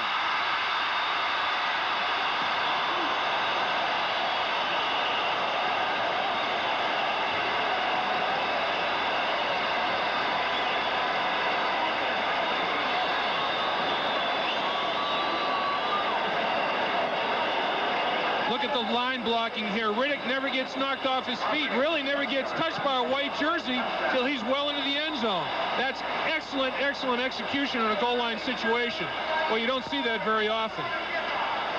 Once again, Rob Riddick takes the football. Look at the trap block by Tim Vogler, 65, and a lead block in there by Jamie Mueller. And Rob Riddick never gets touched as he goes through the line of scrimmage. On the 2-yard line, that's highly, highly unusual. Norwood for the extra point.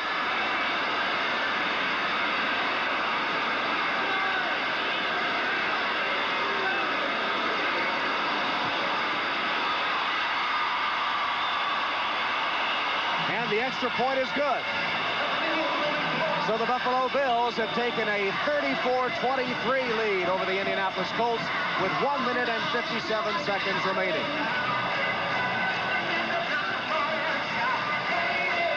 Let's check the other scores now. Bengals remain the only unbeaten team in the NFL. Houston squeaks one out over the Chiefs. Low-scoring game. Green Bay with a big lead, some surprising scores. And here at Rich Stadium, the celebration is underway as the Bills on the verge of going 5-1, and they'll stay in first place in the AFC East. Dave, the return of Tim Vogler off injured reserve to his customary right guard spot, I think has really played a big part in the success of the Bills' running game today. That's a tremendous point, Tom. You know, they had to make 2 moves when Tim Vogler went down. Wolford moved to right guard, and Burton moved to left tackle. When you have to make 2 moves for 1 injury, that's a tough deal. It disrupts the continuity of your offensive line. Now Vogler comes back, and Wolford goes back to his usual position. Bentley is deep for the Colts. And the turnovers, as Norwood gets set to kick, have been very big in this game.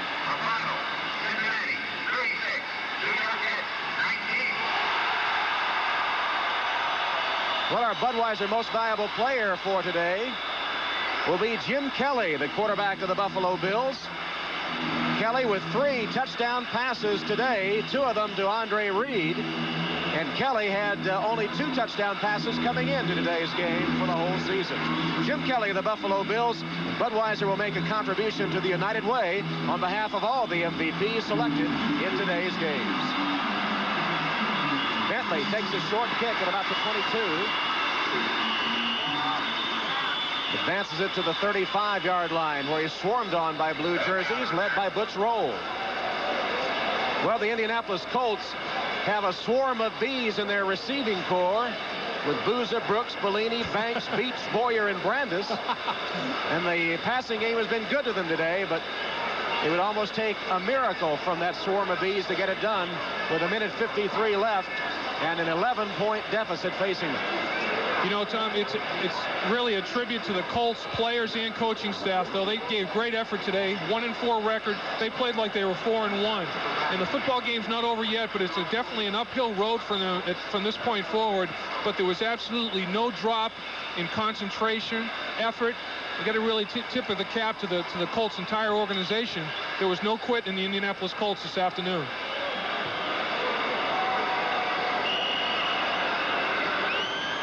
Hogaboom trying to rally his troops one final time.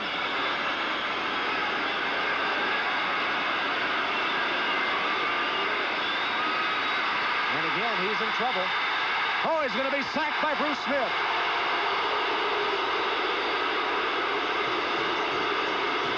Bruce Smith is back. And back with a sack. Bruce is the chant here at Rich Stadium. Here's the play. Bruce Smith takes an inside pass rush on a very athletic tackle. Here's Dickerson back to live action, escaping a trap and falling forward to the 20-yard line. Leon Seals was after him.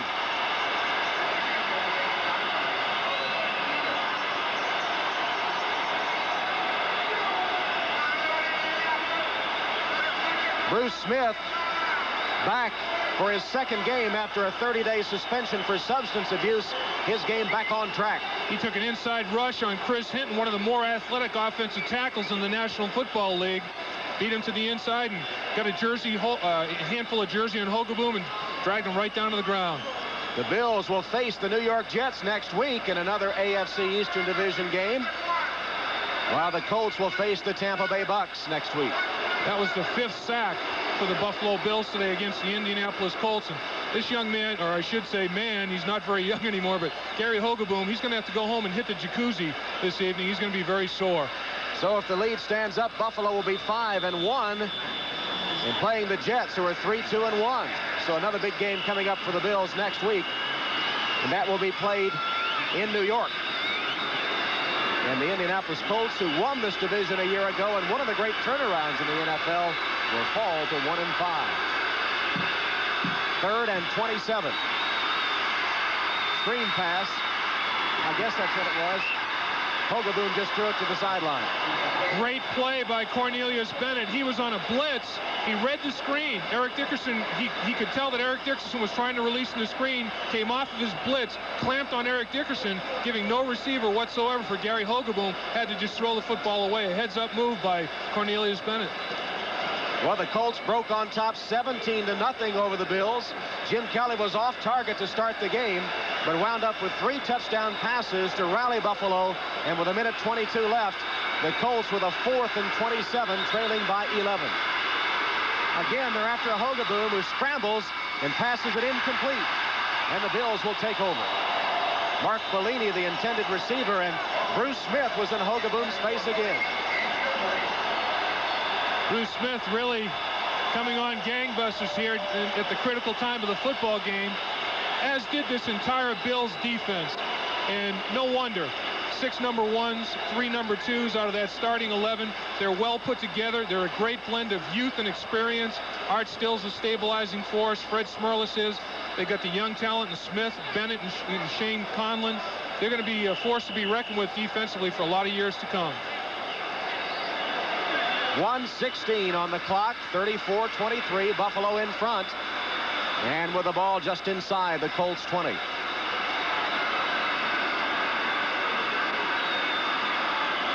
Buffalo offense showing much more success against the Colts today than they have at any time this season.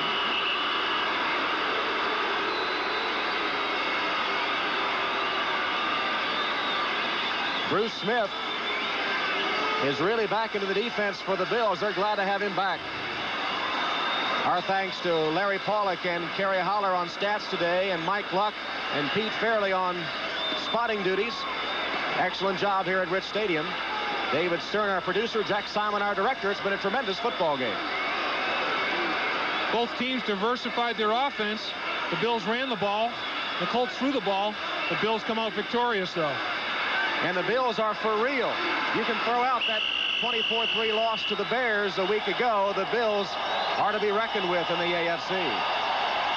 That loss to the Bears last week, Tom, coaching staff, Marv Levy had a great point about that loss. He said, it taught us what level we had to rise to in a big football game. So we're going to put that in our memory banks and really use that as the season progresses. Well, the coaches and players on the field as the clock continues to tick down.